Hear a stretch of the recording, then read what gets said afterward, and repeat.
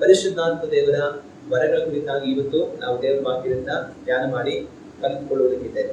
ನಾವು ಪರಿಶುದ್ಧಾತ್ಮ ದೇವರ ವರಗಳ ಕುರಿತಾಗಿ ಗಮನಿಸುವಾಗ ಪರಿಶುದ್ಧಾತ್ಮ ದೇವರ ವರಗಳು ಏನು, ಪರಿಶುದ್ಧಾತ್ಮ ದೇವರ ವರಗಳು ಏನು ಅಂತಂದ್ರೆ ಅದು ದೇವರು ಒಂದು ಮನುಷ್ಯನಿಗೆ ಕೊಡುವಂತ ವಿಶೇಷವಾದ ಒಂದು ಆತ್ಮಿಕವಾದ ಶಕ್ತಿ. ನನಗೆ ನಿಮಗೆ ಸಾಧಾರಣವಾಗಿ ಶಾರೀರಿಕವಾದ ಬಲವನ್ನು ದೇವರು ಕೊಟ್ಟಿದ್ದಾರೆ. ಈ ಬಲವನ್ನು ನಾವು ಉಪಯೋಗಿಸಿ ನಮ್ಮ ಲೌಕಿಕವಾದ ಕೆಲಸ ಕಾರ್ಯಗಳನ್ನೆಲ್ಲ ನಾವು ಮಾಡುತ್ತೇವೆ.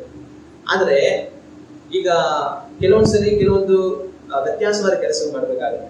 ಆ ವ್ಯತ್ಯಾಸವಾದ ಕೆಲಸವನ್ನು ಮಾಡೋದಕ್ಕೆ ದೇವರು ನಮಗೆ ಆತ್ಮೀಯವಾದ ವಿಶೇಷವಾದ ಬಲವನ್ನು ಕೊಡ್ತಾರೆ. ಅದನ್ನ ನಾವೇನ್ ಹೇಳ್ತೀವಿ, ವರ ಅಂತ ಹೇಳಿ ನಾವು ಕರಿತೀವಿ. ಉದಾಹರಣೆಗೆ ವರಗಳಲ್ಲಿ ಪ್ರವಾದನೆ ವರ ಇದೆ. ಈ ಪ್ರವಾದನೆ ವರ ಹೊಂದಿಕೊಂಡಿರುವಂತವ್ರು ಏನ್ ಮಾಡ್ಬೋದು, ಮುಂದೆ ಏನಾಗುತ್ತೆ ಅನ್ನೋದನ್ನ ಹೇಳೋದಕ್ಕೆ ಸಾಧ್ಯ. ಆದ್ರೆ ಒಂದು ಮನುಷ್ಯನಿಗೆ ಯಾರಿಗಾದ್ರೂ ನಾಳೆ ಏನಾಗುತ್ತೆ ಅನ್ನೋ ಸತ್ಯ ಗೊತ್ತಿರುತ್ತಾ, ಅಥವಾ ಮುಂದೆ 6 ತಿಂಗಳಿಗೋ ವರ್ಷಕ್ಕೋ ಏನಾಗುತ್ತೋ ಅನ್ನೋಂಥ ಒಂದು ವಿಷಯ ಗೊತ್ತಿರುತ್ತಾ? ಯಾವ ಮನುಷ್ಯನಿಗೂ ಅದು ಗೊತ್ತಿಲ್ಲ. ಆದ್ರೆ ಅದು ಗೊತ್ತಿರೋದು ಯಾರಿಗೆ? ದೇವ್ರಿಗೆ ಮಾತ್ರನೇ ಗೊತ್ತಿರೋದು. ಆದ್ರೆ ಪ್ರವಾದನಾ ವರ ಪಡೆದಿರುವಂತ ಒಂದು ವ್ಯಕ್ತಿ ಮುಂದೆ ಏನಾಗುತ್ತೆ ಅಂತ ತಿಳಿಸ್ತಾರೆ ಅಂತಂದ್ರೆ ಅದು ಅವರ ಬಲದಿಂದ ಅವ್ರು ಹೇಳೋದಲ್ಲ, ಆದ್ರೆ ಅದನ್ನ ಕಂಡು ಹೇಳುವಂತ ಒಂದು ಶಕ್ತಿಯನ್ನ ದೇವರು ಅವರಲ್ಲಿ ಇಟ್ಟಿರ್ತಾರೆ. ಅಂದ್ರೆ ದೇವರಲ್ಲಿರುವಂತ ಒಂದು ಬಲವನ್ನ ಅವರಲ್ಲಿ ದೇವರು ಇಟ್ಟಿರ್ತಾರೆ. ಅದನ್ನ ನಾವು ವರ ಅಂತ ಹೇಳ್ತೇವೆ. ಆಗ ಆ ವರವನ್ನು ಪಡೆದಿರುವಂತವ್ರಿಗೆ ಏನಾಗುತ್ತೆ ಅಂತಂದ್ರೆ ಮುಂದೆ ಏನಾಗುತ್ತೆ ಅನ್ನೋಂಥವ್ರು ದೇವರ ಸಹಾಯದಿಂದ ತಿಳಿದವರು. ಅದೇ ರೀತಿಯಾಗಿ ರೋಗ ಸೌಖ್ಯ ಮಾಡುವಂತ ವರ ಸಹ ಆಗಿರುತ್ತೆ. ರೋಗ ಸೌಖ್ಯ ಮಾಡುವಂತ ವರ ಹೊಂದಿರುವಂತವ್ರು ಪ್ರಾರ್ಥನೆ ಮಾಡುವಾಗ ಜನಗಳಿಗೆ ರೋಗ ವಾಸಿ ಆಗುತ್ತೆ. ಆದ್ರೆ ಒಂದು ವ್ಯಕ್ತಿ ಯಾರಾದ್ರೂ ರೋಗ ವಾಸಿ ಮಾಡೋದಕ್ಕೆ ಸಾಧ್ಯನಾ? ಒಂದು ವೇಳೆ ದೇವರು ಉಂಟು ಮಾಡಿರುವಂತ ಗಿಡ ಮೂಲಿಕೆಗಳಿಂದ ಔಷಧಿಗಳನ್ನ ತೆಗೆದು ಔಷಧಿಗಳನ್ನ ಕೊಟ್ಟು ಯಾರನ್ನಾದ್ರೂ ವಾಸಿ ಮಾಡುವರು. ಆದ್ರೆ ಏನು ಸಹ ಇಲ್ಲದೆ ಹಾಗೆ ಹಠಾತ್ ಆಗಿ ಒಂದು ಮನುಷ್ಯನನ್ನ ವಾಸಿ ಮಾಡೋದಕ್ಕೆ ಮನುಷ್ಯನ ಕೈಯಲ್ಲಿ ಸಾಧ್ಯ ಆಗುತ್ತಾ? ಮನುಷ್ಯನ ಕೈಯಲ್ಲಿ ಸಾಧ್ಯ ಆಗೋದಿಲ್ಲ. ಆದ್ರೆ ಒಂದು ರೋಗ ಸೌಖ್ಯವನ್ನು ಪಡೆದಿರುವಂತ ಒಂದು ವ್ಯಕ್ತಿ ಕೈ ಇಟ್ಟು ಯೇಸು ನಾಮದಲ್ಲಿ ಪ್ರಾರ್ಥನೆ ಮಾಡುವಾಗ ಅವ್ರಿಗೆ ಗುಣ ಆಗುತ್ತೆ ಅಂತಂದ್ರೆ ದೇವರನ್ನು ಮಾಡಿದರೆ ಅವರಲ್ಲಿ ಮತ್ತೊಬ್ಬರನ್ನ ಸ್ವಸ್ಥಪಡಿಸುವಂತ ವಿಶೇಷವಾದ ಒಂದು ಬಲವನ್ನ ಇಟ್ಟಿದ್ದಾರೆ. ಗುಣಪಡಿಸೋದಕ್ಕೆ ಯಾರಿಂದ ಸಾಧ್ಯ? ಗುಣಪಡಿಸೋದಕ್ಕೆ ದೇವರಿಂದ ಮಾತ್ರನೇ ಸಾಧ್ಯ. ಮನುಷ್ಯರು ಯಾರನ್ನು ಗುಣ ಮಾಡೋದಕ್ಕೆ ಆಗೋದಿಲ್ಲ. ಆದ್ರೆ ಒಂದು ವ್ಯಕ್ತಿ ಯೇಸುವಿನ ಹೆಸರಿನಲ್ಲಿ ಪ್ರಾರ್ಥನೆ ಮಾಡುವಾಗ ಅವರಿಗೆ ವಾಸಿ ಆಗುತ್ತೆ ಅಂತಂದ್ರೆ ದೇವರು ಅವರಲ್ಲಿರುವಂತ ವಿಶೇಷವಾದ ಬಲ.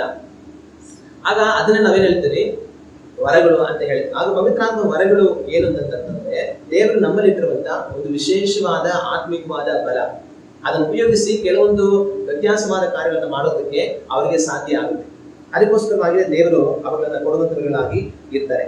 ನಾವು ದೇವರ ವಾಕ್ಯವನ್ನ ಗಮನಿಸಿ ನೋಡುವಾಗ ಕೊರಿಂಥರಿಗೆ ಬರೆದಂತ 1ನೇ ಪತ್ರಿಕೆ 12ನೇ ಅಧ್ಯಾಯ ವಾಕ್ಯಗಳು 8ರಿಂದ 10ರವರೆಗೆ ನಾವು ಓದಿ ನೋಡುವಾಗ ಅಲ್ಲಿ ಪವಿತ್ರಾತ್ಮನ ವರಗಳ ಕುರಿತಾಗಿ ಬರೆಯಲ್ಪಟ್ಟಿದೆ.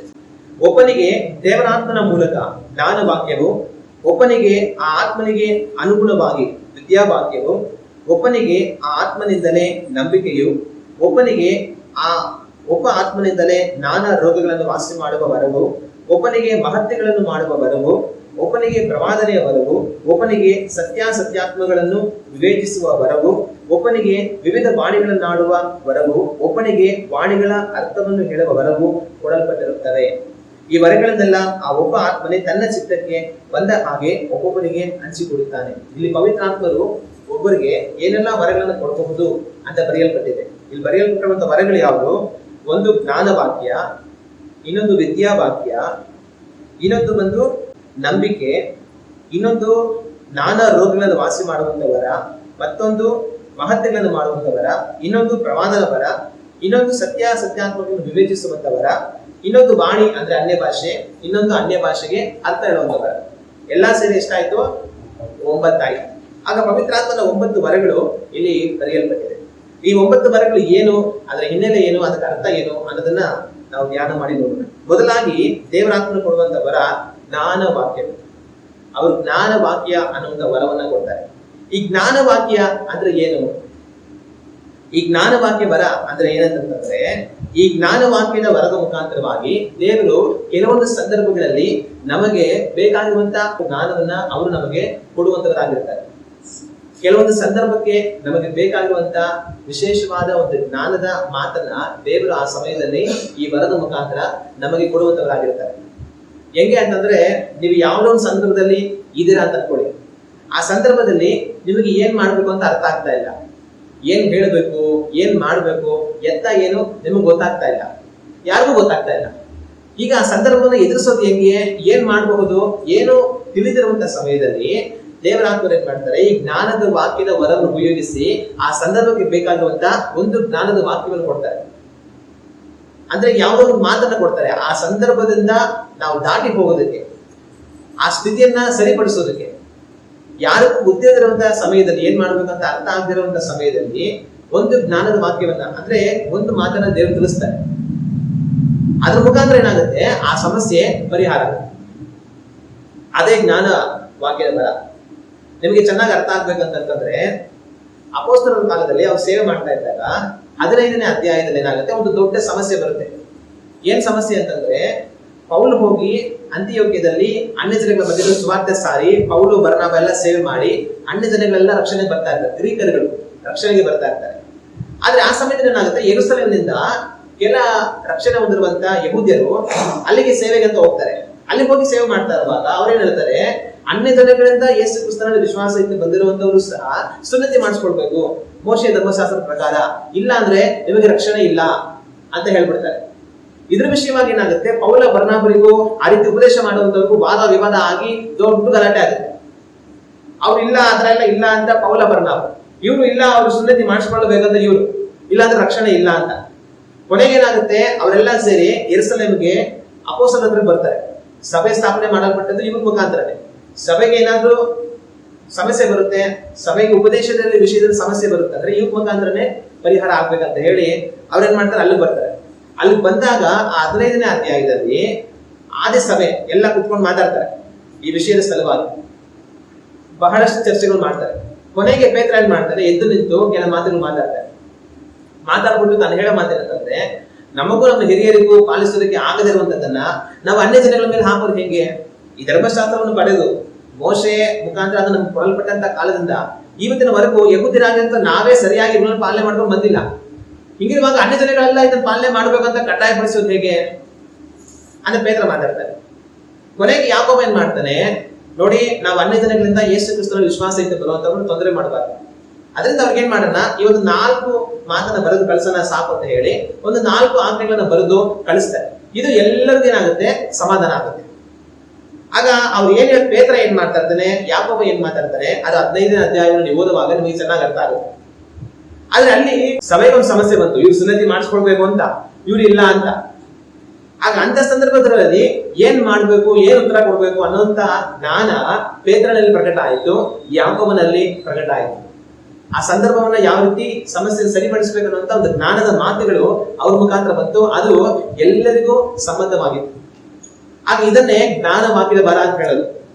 ಒಂದು ಸಂದರ್ಭದಲ್ಲಿ ನಾವು ಏನ್ ಮಾಡ್ಬೇಕು, ಏನ್ ಮಾತಾಡ್ಬೇಕು, ಏನ್ ಮಾಡಿದ್ರೆ ಸರೋಗುತ್ತೆ ಅಂತ ಗೊತ್ತಿರಲಿರುವಾಗ ಆ ಸಮಸ್ಯೆ, ಆ ಪರಿಸ್ಥಿತಿ ಸರಿ ಹೋಗುವಂತ ಒಂದು ಜ್ಞಾನದ ಮಾತನ್ನ ಅಥವಾ ಒಂದು ಜ್ಞಾನದ ನಡೆಯನ್ನ ದೇವರು ನಮಗೆ ಪ್ರಕಟಿಸ್ತಾರೆ.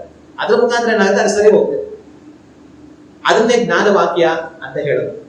ಇನ್ನು ಅಪೊಸ್ತಲರು 2ನೇ ಅಧ್ಯಾಯದಲ್ಲಿ ಪಂಚಾಶತ್ತಮ ದಿವಸದಲ್ಲಿ ಆ ಅಪೊಸ್ತಲರ ಮೇಲೆ ಅಲ್ಲಿದ್ದಂತೆ ಬೇರೆ ಎಲ್ಲರ ಮೇಲೆ ಪರಿಶುದ್ಧಾತ್ಮರು ಇಳಿದು ಬರ್ತಾರೆ. ಅವರೆಲ್ಲರೂ ದೇವರಾತ್ಮರು ಕೊಡುವಂತ ಬಲದಿಂದ ಅನ್ಯ ಭಾಷೆಗಳನ್ನ ಮಾತನಾಡ್ತಾ ಇರ್ತಾರೆ. ಆದ್ರೆ ಅದನ್ನ ನೋಡಿದಂತ ಬೇರೆಯವರೆಲ್ಲ ಬಂದು ಇವ್ರು ಬೆಳಿಗ್ಗೆ 9 ಗಂಟೆಗೆ ಕೊಡ್ಬಿಟ್ಟು ಎಲ್ಲ ಮತ್ತಲ್ಲಿ ಏನೋ ಮಾತಾಡ್ತಾ ಇದ್ದಾರೆ ಅಂತ ಹೇಳ್ಬಿಡ್ತಾರೆ. ಈಗ ಅಲ್ಲಿ ಒಂದು ಸಮಸ್ಯೆ ಉದ್ಭವವಾಯಿತು. ಏನು, ಇವರು ಪವಿತ್ರಾತ್ಮ ಭರಿತರಾಗಿ ದೇವರಾತ್ಮರು ತಮಗೆ ಕೊಡುವಂತ ಶಕ್ತಿಯಿಂದ ಮಾತಾಡ್ತಾ ಇದ್ದಾರೆ. ಅದನ್ನ ನೋಡಿದವ್ರು ಏನ್ ಹೇಳ್ತಾ ಇದ್ದಾರೆ, ಇವ್ರು ಕುಡಿದ್ಬಿಟ್ಟು ಮಾತಾಡ್ತಾ ಇದ್ದಾರೆ ಅಂತ ತೀರ್ಪು ಮಾಡ್ತಾ ಇದ್ದಾರೆ. ಈಗ ಏನ್ ಮಾಡ್ಬೇಕು, ಅವರು ಏನ್ ತಪ್ಪು ಕಲ್ಪನೆ ಹೇಳಿದ್ದಾರೆ ಆ ತಪ್ಪು ಕಲ್ಪನೆಗೆ ಸರಿಯಾಗಿ ಉತ್ತರ ಕೊಡಬೇಕು. ಆಗ ಆ ಸಂದರ್ಭದಲ್ಲಿ ಅಲ್ಲಿ ನಡೀತಾ ಇರೋ ಕಾರ್ಯ ಏನು ಅವ್ರು ಅರ್ಥ ಮಾಡ್ಕೊಂಡು ಕೊಡ್ಬಿಟ್ಟು ಮಂದರಾಗಿ ಮಾತಾಡ್ತಾ ಇದ್ದಾರೆ ಅಂತ. ಆದ್ರೆ ಅವರಿಗೆ ಸರಿಯಾಗಿ ಆ ಕಾರ್ಯವನ್ನು ವಿವರಿಸಬೇಕು. ಆ ವಿವರಿಸುವಂತ ಜ್ಞಾನ ಪೇತ್ರನಲ್ಲಿ ಪ್ರಕಟ ಆಗುತ್ತೆ. ಪೇತ್ರ ಎದ್ದು ನಿಂತು ದೇವರು ತನಗೆ ಕೊಡುವಂತ ಜ್ಞಾನದ ಮುಖಾಂತರ ಕೆಲವೊಂದು ಮಾತುಗಳು ಮಾತಾಡ್ತಾರೆ.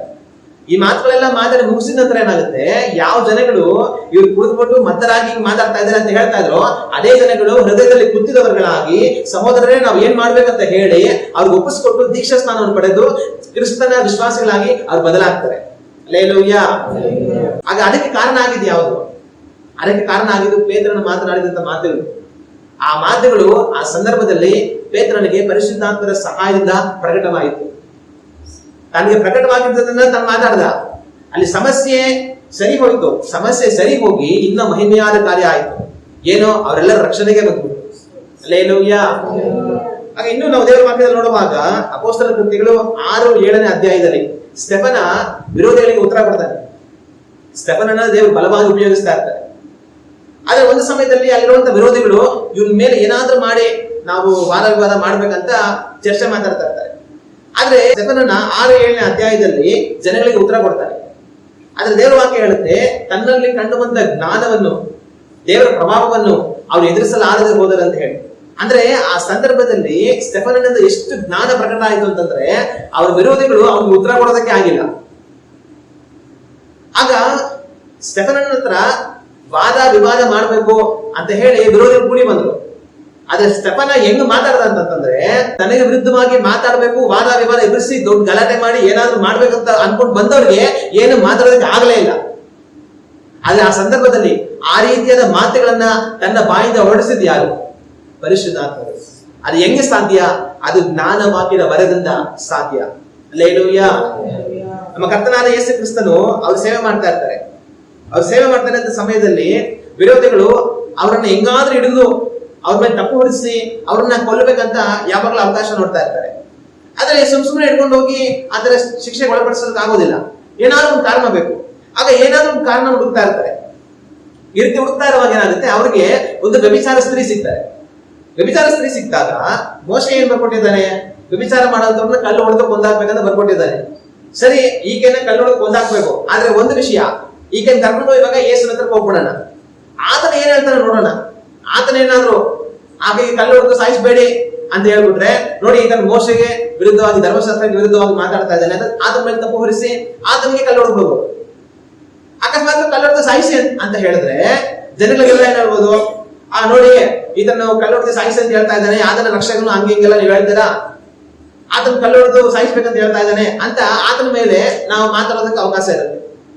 ಸರಿ, ಹೆಂಗೂ ಕರ್ಕೊಂಡು ಹೋಗೋಣ, ಏನ್ ಹೇಳ್ತಾನೆ ಆತನ ನೋಡೋಣ, ಇದ್ರಲ್ಲಿ ಏನಾದ್ರು ತಪ್ಪು ಸಿಗುತ್ತೇನೆ ಅಂತ ಕರ್ಕೊಂಡ್ ಬಂದ್ಬಿಟ್ಟು. ಆಗ ಯೇಸು ಕ್ರಿಸ್ತರು ಏನ್ ಮಾಡಿದ್ರು, ಒಂದು ಸ್ಥಳದಲ್ಲಿ ಕುತ್ಕೊಂಡು ನೆಲದ ಮೇಲೆ ಬರಿತಾ ಇದ್ರು. ಇವ್ರು ಕರ್ಕೊಂಡ್ ಬಂದು, ಬೋಧಕರೇ ಈಕೆ ಬಂದು ವ್ಯಭಿಚಾರ ಪಾಪ ಸಿಕ್ಕಾಕೊಂಡು ಮೋಶೆ ಈ ತರ ಮಾಡ್ಬೇಕಂತ ಬರ್ಕೊಟ್ಟಿದ್ರೆ ನೀನೇನ್ ಹೇಳ್ತೀಯ? ಅವ್ರು ಬಲವಂತ ಮಾಡಿದ್ರು. ಯೇಸು ಕ್ರಿಸ್ತರು ಏನು ಉತ್ತರ ಕೊಡ್ಲಿಲ್ಲ. ಕೊನೆಗೆ ಅವ್ರು ತುಂಬಾ ಒತ್ತಾಯ ಮಾಡ್ತಾ ಇದ್ರಿಂದ ಸರಿಯಾಗಿ ಕೂತ್ಕೊಂಡು, ಸರಿ ಆಯ್ತು, ಮೋಶೆ ಈ ತರ ಹೇಳ್ಕೊಟ್ಟಿದ್ದಾನೆ, ಸರಿ ನಾನು ನಿಮ್ಗೆ ಮಾತು ಹೇಳ್ತೇನೆ, ನಿಮ್ಮಲ್ಲಿ ಯಾವನಲ್ಲಿ ಪಾಪ ಇಲ್ಲವೋ ಅವನು ಮೊದಲನೇ ಕಲ್ಲನ್ನು ಹಾಕಲಿ. ನೀವು ಹೊಡೆದು ಸಾಯಿಸ್ಬೇಕಂತ ಇದ್ದೀರಾ, ಮೋಶೆನೂ ಹಂಗೆ ಬರ್ಕೊಟ್ಟಿದ್ದಾನೆ, ಸರಿ ಆಯ್ತು, ನಿಮ್ಮಲ್ಲಿ ಯಾವತ್ತು ಪಾಪನೇ ಮಾಡಿಲ್ವೋ ಅವನು ಮೊದಲನೇ ಕಲ್ಲು ಹಾಕ್ಲಿ ಅಂತ ಹೇಳ್ಬಿಟ್ಟು ಮತ್ತೆ ಕೂತ್ಕೊಂಡು ಏನೋ ಬರೀತಾ ಇರ್ತಾರೆ. ಕೊನೆಗೆ ಏನಾಗುತ್ತೆ, ಅಲ್ಲಿರೋ ಜನಗಳೆಲ್ಲ ನಾವೇ ಎಷ್ಟೆಷ್ಟೆಲ್ಲ ಪಾಪ ಮಾಡಿದ್ದೀವಿ ಅಂತ ತಿಳ್ಕೊಂಡು ನಾವು ಪಾಪ ಮಾಡ್ಬಿಟ್ಟು ಇನ್ನೊಬ್ರನ್ನ ಕಲ್ಲೋಡೋದು ಸಾಯಿಸ್ಬಿಟ್ರೆ ಆ ರಕ್ತ ಅಪರಾಧ ನಮ್ಮ ಮೇಲೆ ದೇವ್ರ ದಿವಸ ಕೇಳ್ತಾರ ಇಲ್ವೋ ಅಂತ ಅವ್ರಿಗೆ ಭಯ ಬಂದ್ಬಿಟ್ಟು ಅವ್ರೇನ್ ಮಾಡ್ತಾರೆ, ವಾಪಸ್ ಹೋಗ್ಬಿಡ್ತಾರೆ, ಕಲ್ಲೆಲ್ಲ ಬಿಸಾಕ. ಕೊನೆಗೆ ಯಾರು ಉಳಿಯಲ್ಲ. ಆಮೇಲೆ ಯೇಸು ಕ್ರಿಸ್ತನ ಹಾಕಿ ಕೇಳ್ತಾರೆ, ಅಮ್ಮ ನಿನ್ನ ಶಿಕ್ಷೆ ಕೊಡಕ್ ಬಂದರಲ್ಲ, ಎಲ್ಲೋ ಯಾರಿಲ್ಲ ಸ್ವಾಮಿ, ಎಲ್ಲ ಒಬ್ರು, ನಾನು ನಿನ್ ಶಿಕ್ಷೆ ಕೊಡಲ್ಲ, ಇನ್ಮೇಲೆ ಪಾಪ ಮಾಡ್ಬೇಡ ಹೋಗು ಅಂತ ಕಳಿಸ್ಬಿಡ್ತಾರೆ. ಆಗ ಯೇಸು ಕ್ರಿಸ್ತನಲ್ಲಿ ಎಂತ ಜ್ಞಾನ ಅಲ್ಲಿ ಪ್ರಕಟ ಆಯ್ತು ಅಂತಂದ್ರೆ ಆಶ್ಚರ್ಯ ಆಗುತ್ತೆ. ಮೋಶೆ ಧರ್ಮಶಾಸ್ತ್ರ ಪ್ರಕಾರ ಕಲ್ಲೋಡು ಸಾಯಿಸ್ಬೇಕು, ಈ ಜನಗಳೆಲ್ಲ ಕಲ್ಲ ತಗೊಂಡು ಬಂದ್ಬಿಟ್ಟಿದ್ದಾರೆ, ಏನ್ ಮಾಡೋದು ಅಂತ ಕೇಳ್ತಾ ಇದ್ದಾರೆ. ಅಂತ ಸಂದರ್ಭದಲ್ಲಿ ಏನು ಉತ್ತರ ಕೊಡಬೇಕು? ವಿರೋಧಿಗಳು ನಮ್ಮನ್ನ ಈ ತರನೇ ಶಿಕ್ಷೋದಕ್ಕೆ ಪ್ರಯತ್ನ ಮಾಡೋದು. ಆದ್ರೆ ಅಂತ ಸಂದರ್ಭದಲ್ಲಿ ಈಗೇನು ಕಾಪಾಡಲೇಬೇಕು. ಇನ್ನೊಂದ್ ಕಡೆ ಧರ್ಮಶಾಸ್ತ್ರವನ್ನು ಮೀರಿ ಸಹ ಹೋಗ್ಬಾರ್ದು. ಏನ್ ಮಾಡ್ಬೋದು? ಆಗ ಅವ್ರು ಕೊಟ್ಟಂತ ಉತ್ತರ ಅವರೆಲ್ಲ ಹಾಗೆ ಸುಮ್ಮನೆ ಹೋಗ್ಬೋದು. ಆಗ ಅದೇ ಜ್ಞಾನ ವಾಕ್ಯದ ವರ. ಯಾವ ಸಂದರ್ಭದಲ್ಲಿ ನಾವು ಏನ್ ಮಾತಾಡಬೇಕು, ಏನ್ ಮಾಡ್ಬೇಕು ಅನ್ನೋದನ್ನ ದೇವರು ಆ ಸಂದರ್ಭಕ್ಕೆ ಅನುಗುಣವಾಗಿ ನಮಗೆ ಪ್ರಕಟಿಸ್ತಾರೆ. ದೇವರ ಜ್ಞಾನ ಪ್ರಕಟ ಆಗುತ್ತೆ, ಅದನ್ನೇ ಜ್ಞಾನ ವಾಕ್ಯ ವರ ಅಂತ ಹೇಳೋದು. ಇನ್ನೊಂದು ಸಂದರ್ಭದಲ್ಲಿ ಇದೇ ತರನೇ ಯೇಸು ಕ್ರಿಸ್ತನ ಪ್ರಶ್ನೆ ಕೇಳ್ತಾರೆ, ಕೈಸರನಿಗೆ ನಾವು ತೆರಿಗೆ ಕಟ್ಟಬಹುದಾ ಕಟ್ಟಬಾರದಂತ. ಕೈಸರಿಯ ರೋಮ್ ಸಾಮ್ರಾಜ್ಯದ ಅಧಿಪತಿ, ಅವರಿವರನ್ನ ಆಳ್ವಿಕೆ ಮಾಡ್ತಾ ಇದ್ರು. ಆಗ ಇವರಿಗೆಲ್ಲ ತೆರಿಗೆ ಕಟ್ಟೋದಕ್ಕೆ ಇಷ್ಟ ಇರಲಿಲ್ಲ. ಇವಾಗ ನಿಮಗೂ ಸಹ ಗೌರ್ಮೆಂಟ್ ನಾನು ಟ್ಯಾಕ್ಸ್ ಅಷ್ಟ ಹಾಕ್ತೀನಿ, ಟ್ಯಾಕ್ಸ್ ಇಷ್ಟ ಹಾಕ್ತೀನಿ ಅಂದ್ರೆ ನಿಮ್ಗೆ ಸಂತೋಷ ಆಗುತ್ತಾ ಇಲ್ಲ ಬೇಜಾರಾಗುತ್ತಾ? ಬೇಜಾರಾಗುತ್ತೆ. ಮೊದಲು ನಮ್ಮ ಸೀರೆಗಳಿಗೆ ಟ್ಯಾಕ್ಸ್ ಇರಲಿಲ್ಲ, ಫ್ರೀ ಇತ್ತು. ಆಮೇಲೆ ಏನ್ ಮಾಡಿದ್ರು, 5% GST ಅಂತ ಹಾಕ್ಬಿಟ್ಟಿದ್ದಾರೆ. ಈಗ ನಮ್ಮ ಸೀರೆಗಳ ಮೇಲೆ ಎಲ್ಲ 5% GST ಹಾಕಿ ನಾವು ಕೆಲಸ ಮಾಡ್ತಾ ಇದ್ವಿ. ಆಗ ಟ್ಯಾಕ್ಸ್ ಹಾಕೋದು ಜನಗಳಿಗೆ ನನಗೆ ತುಂಬಾ ಬೇಜಾರಾಗುತ್ತೆ. ನಮ್ಮ ದೇಶ ನಾವು ಟ್ಯಾಕ್ಸ್ ಹಾಕಿದ್ರೆ ನಾವು ಬೇಜಾರಾಗುತ್ತೆ. ಇನ್ನು ಬ್ರಿಟಿಷ್ ಅವ್ರನ್ನ ಟ್ಯಾಕ್ಸ್ ಹಾಕಿದ್ರೆ ಏನ್ ಅನ್ಸುತ್ತೆ? ಅವ್ನು ಯಾರು ಅಲ್ಲಿಂದ ಬಂದು ನಮ್ಗೆ ಟ್ಯಾಕ್ಸ್ ಹಾಕ್ತಾನೆ, ನಾವು ಬೇರೆ ದುಡ್ಡು ಕಷ್ಟಪಟ್ಟು ಅವ್ನು ಕೊಡ್ಬೇಕು ಕಾಸು ಅಂತ ಬೇಜಾರಾಗುತ್ತೆ. ಇಲ್ವ ಒಂದ್ ಕಾಲದಲ್ಲಿ ಬ್ರಿಟಿಷ್ ಅವ್ರು ಹಂಗೆ ಮಾಡ್ತಾರೆ, ನಮ್ಮನ್ನ ಆಳ್ವಿಕೆ ಮಾಡ್ಕೊಂಡು ನಮ್ಮ ಹತ್ರ ಎಲ್ಲ ದುಡ್ಡಲ್ಲಿ ಕಿತ್ಕೊಂಡು ಹೋಗ್ಬಿಟ್ರು. ಅದೇ ತರನೇ ರೋಮ್ ಸಾಮ್ರಾಜ್ಯದವರು ಇಸ್ರಾಯೇಲ್ ದೇಶದವ್ರನ್ನ ಆಳ್ವಿಕೆ ಮಾಡ್ತಾ ಇದ್ರು, ಇವ್ರ ಹತ್ರ ಟ್ಯಾಕ್ಸ್ ಕಲೆಕ್ಟ್ ಮಾಡ್ತಾ ಇದ್ರು. ಆಗ ಈ ಜನಗಳಿಗೆ ರೋಮ್ ಸಾಮ್ರಾಜ್ಯದವರಿಗೆ ನಾವ್ ಯಾಕೆ ತೆರಿಗೆ ಕಟ್ಟಬೇಕು ನಮ್ಮ ದುಡ್ಡಲ್ಲಿ, ಅಂತ ಬೇಜಾರಿತ್ತು, ಕೋಪನ ಇತ್ತು.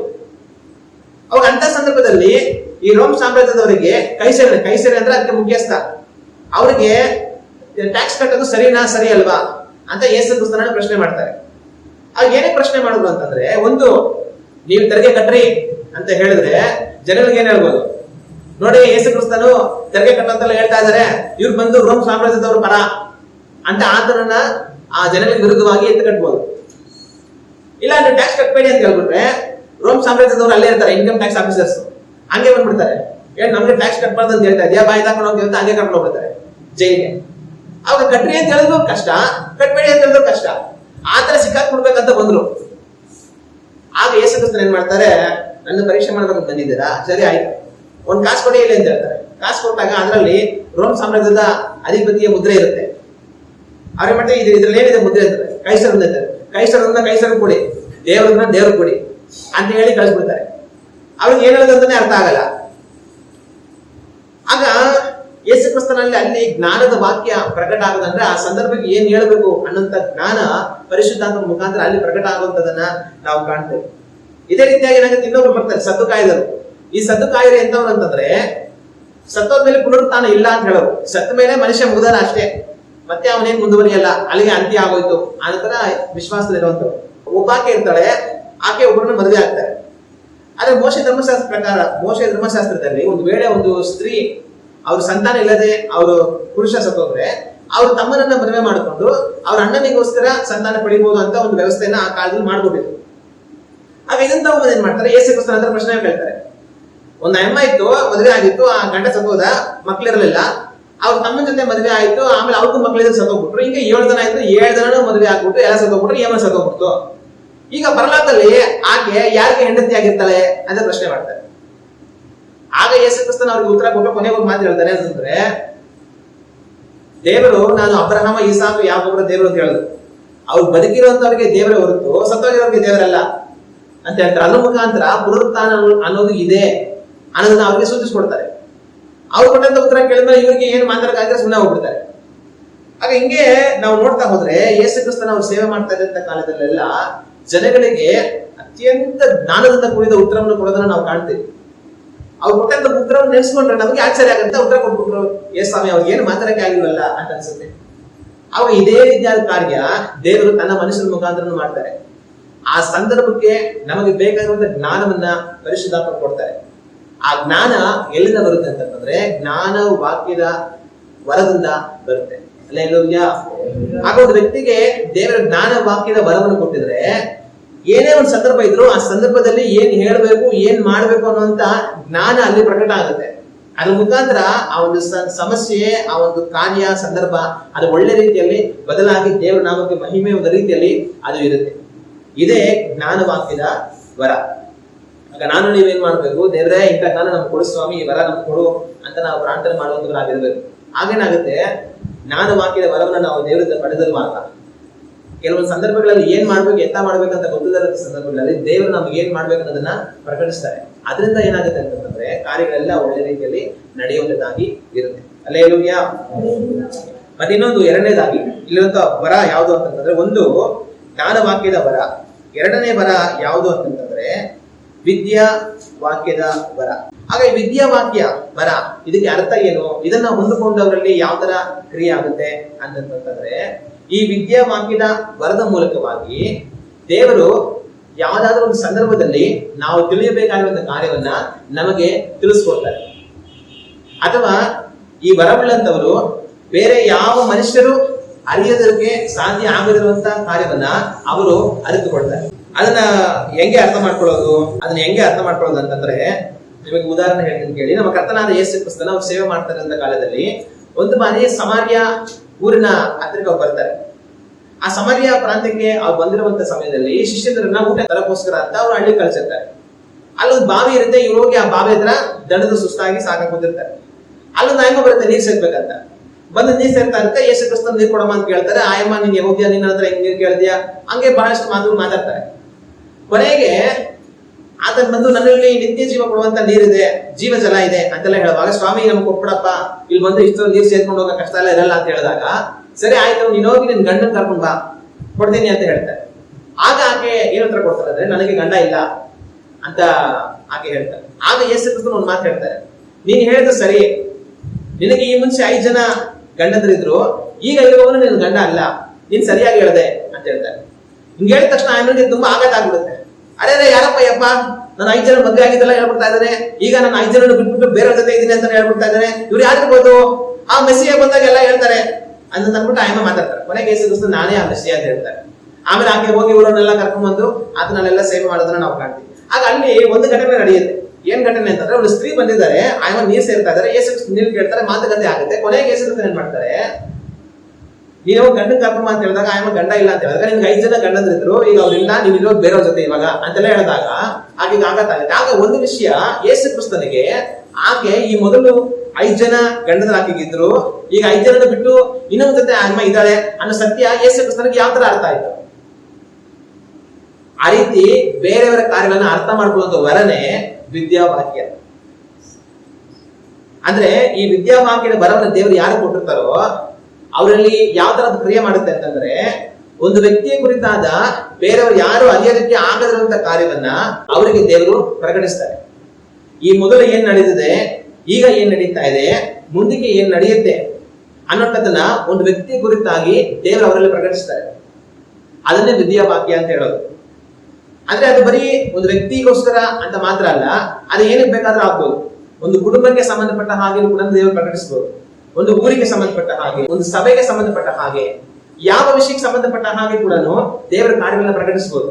ಈ ಮೊದಲು ನಡೆದಿರುವಂತಹ ಕಾರ್ಯಗಳು, ಈಗ ನಡೀತಾ ಇರುವಂತಹ ಕಾರ್ಯಗಳು, ಮುಂದೆ ಆಗುವ ಕಾರ್ಯಗಳನ್ನು ಸಹ ದೇವರು ಅವರಿಗೆ ಸಂಬಂಧಪಟ್ಟ ಹಾಗೆ ಆ ವ್ಯಕ್ತಿಯಲ್ಲಿ ಪ್ರಕಟಿಸಬಹುದು.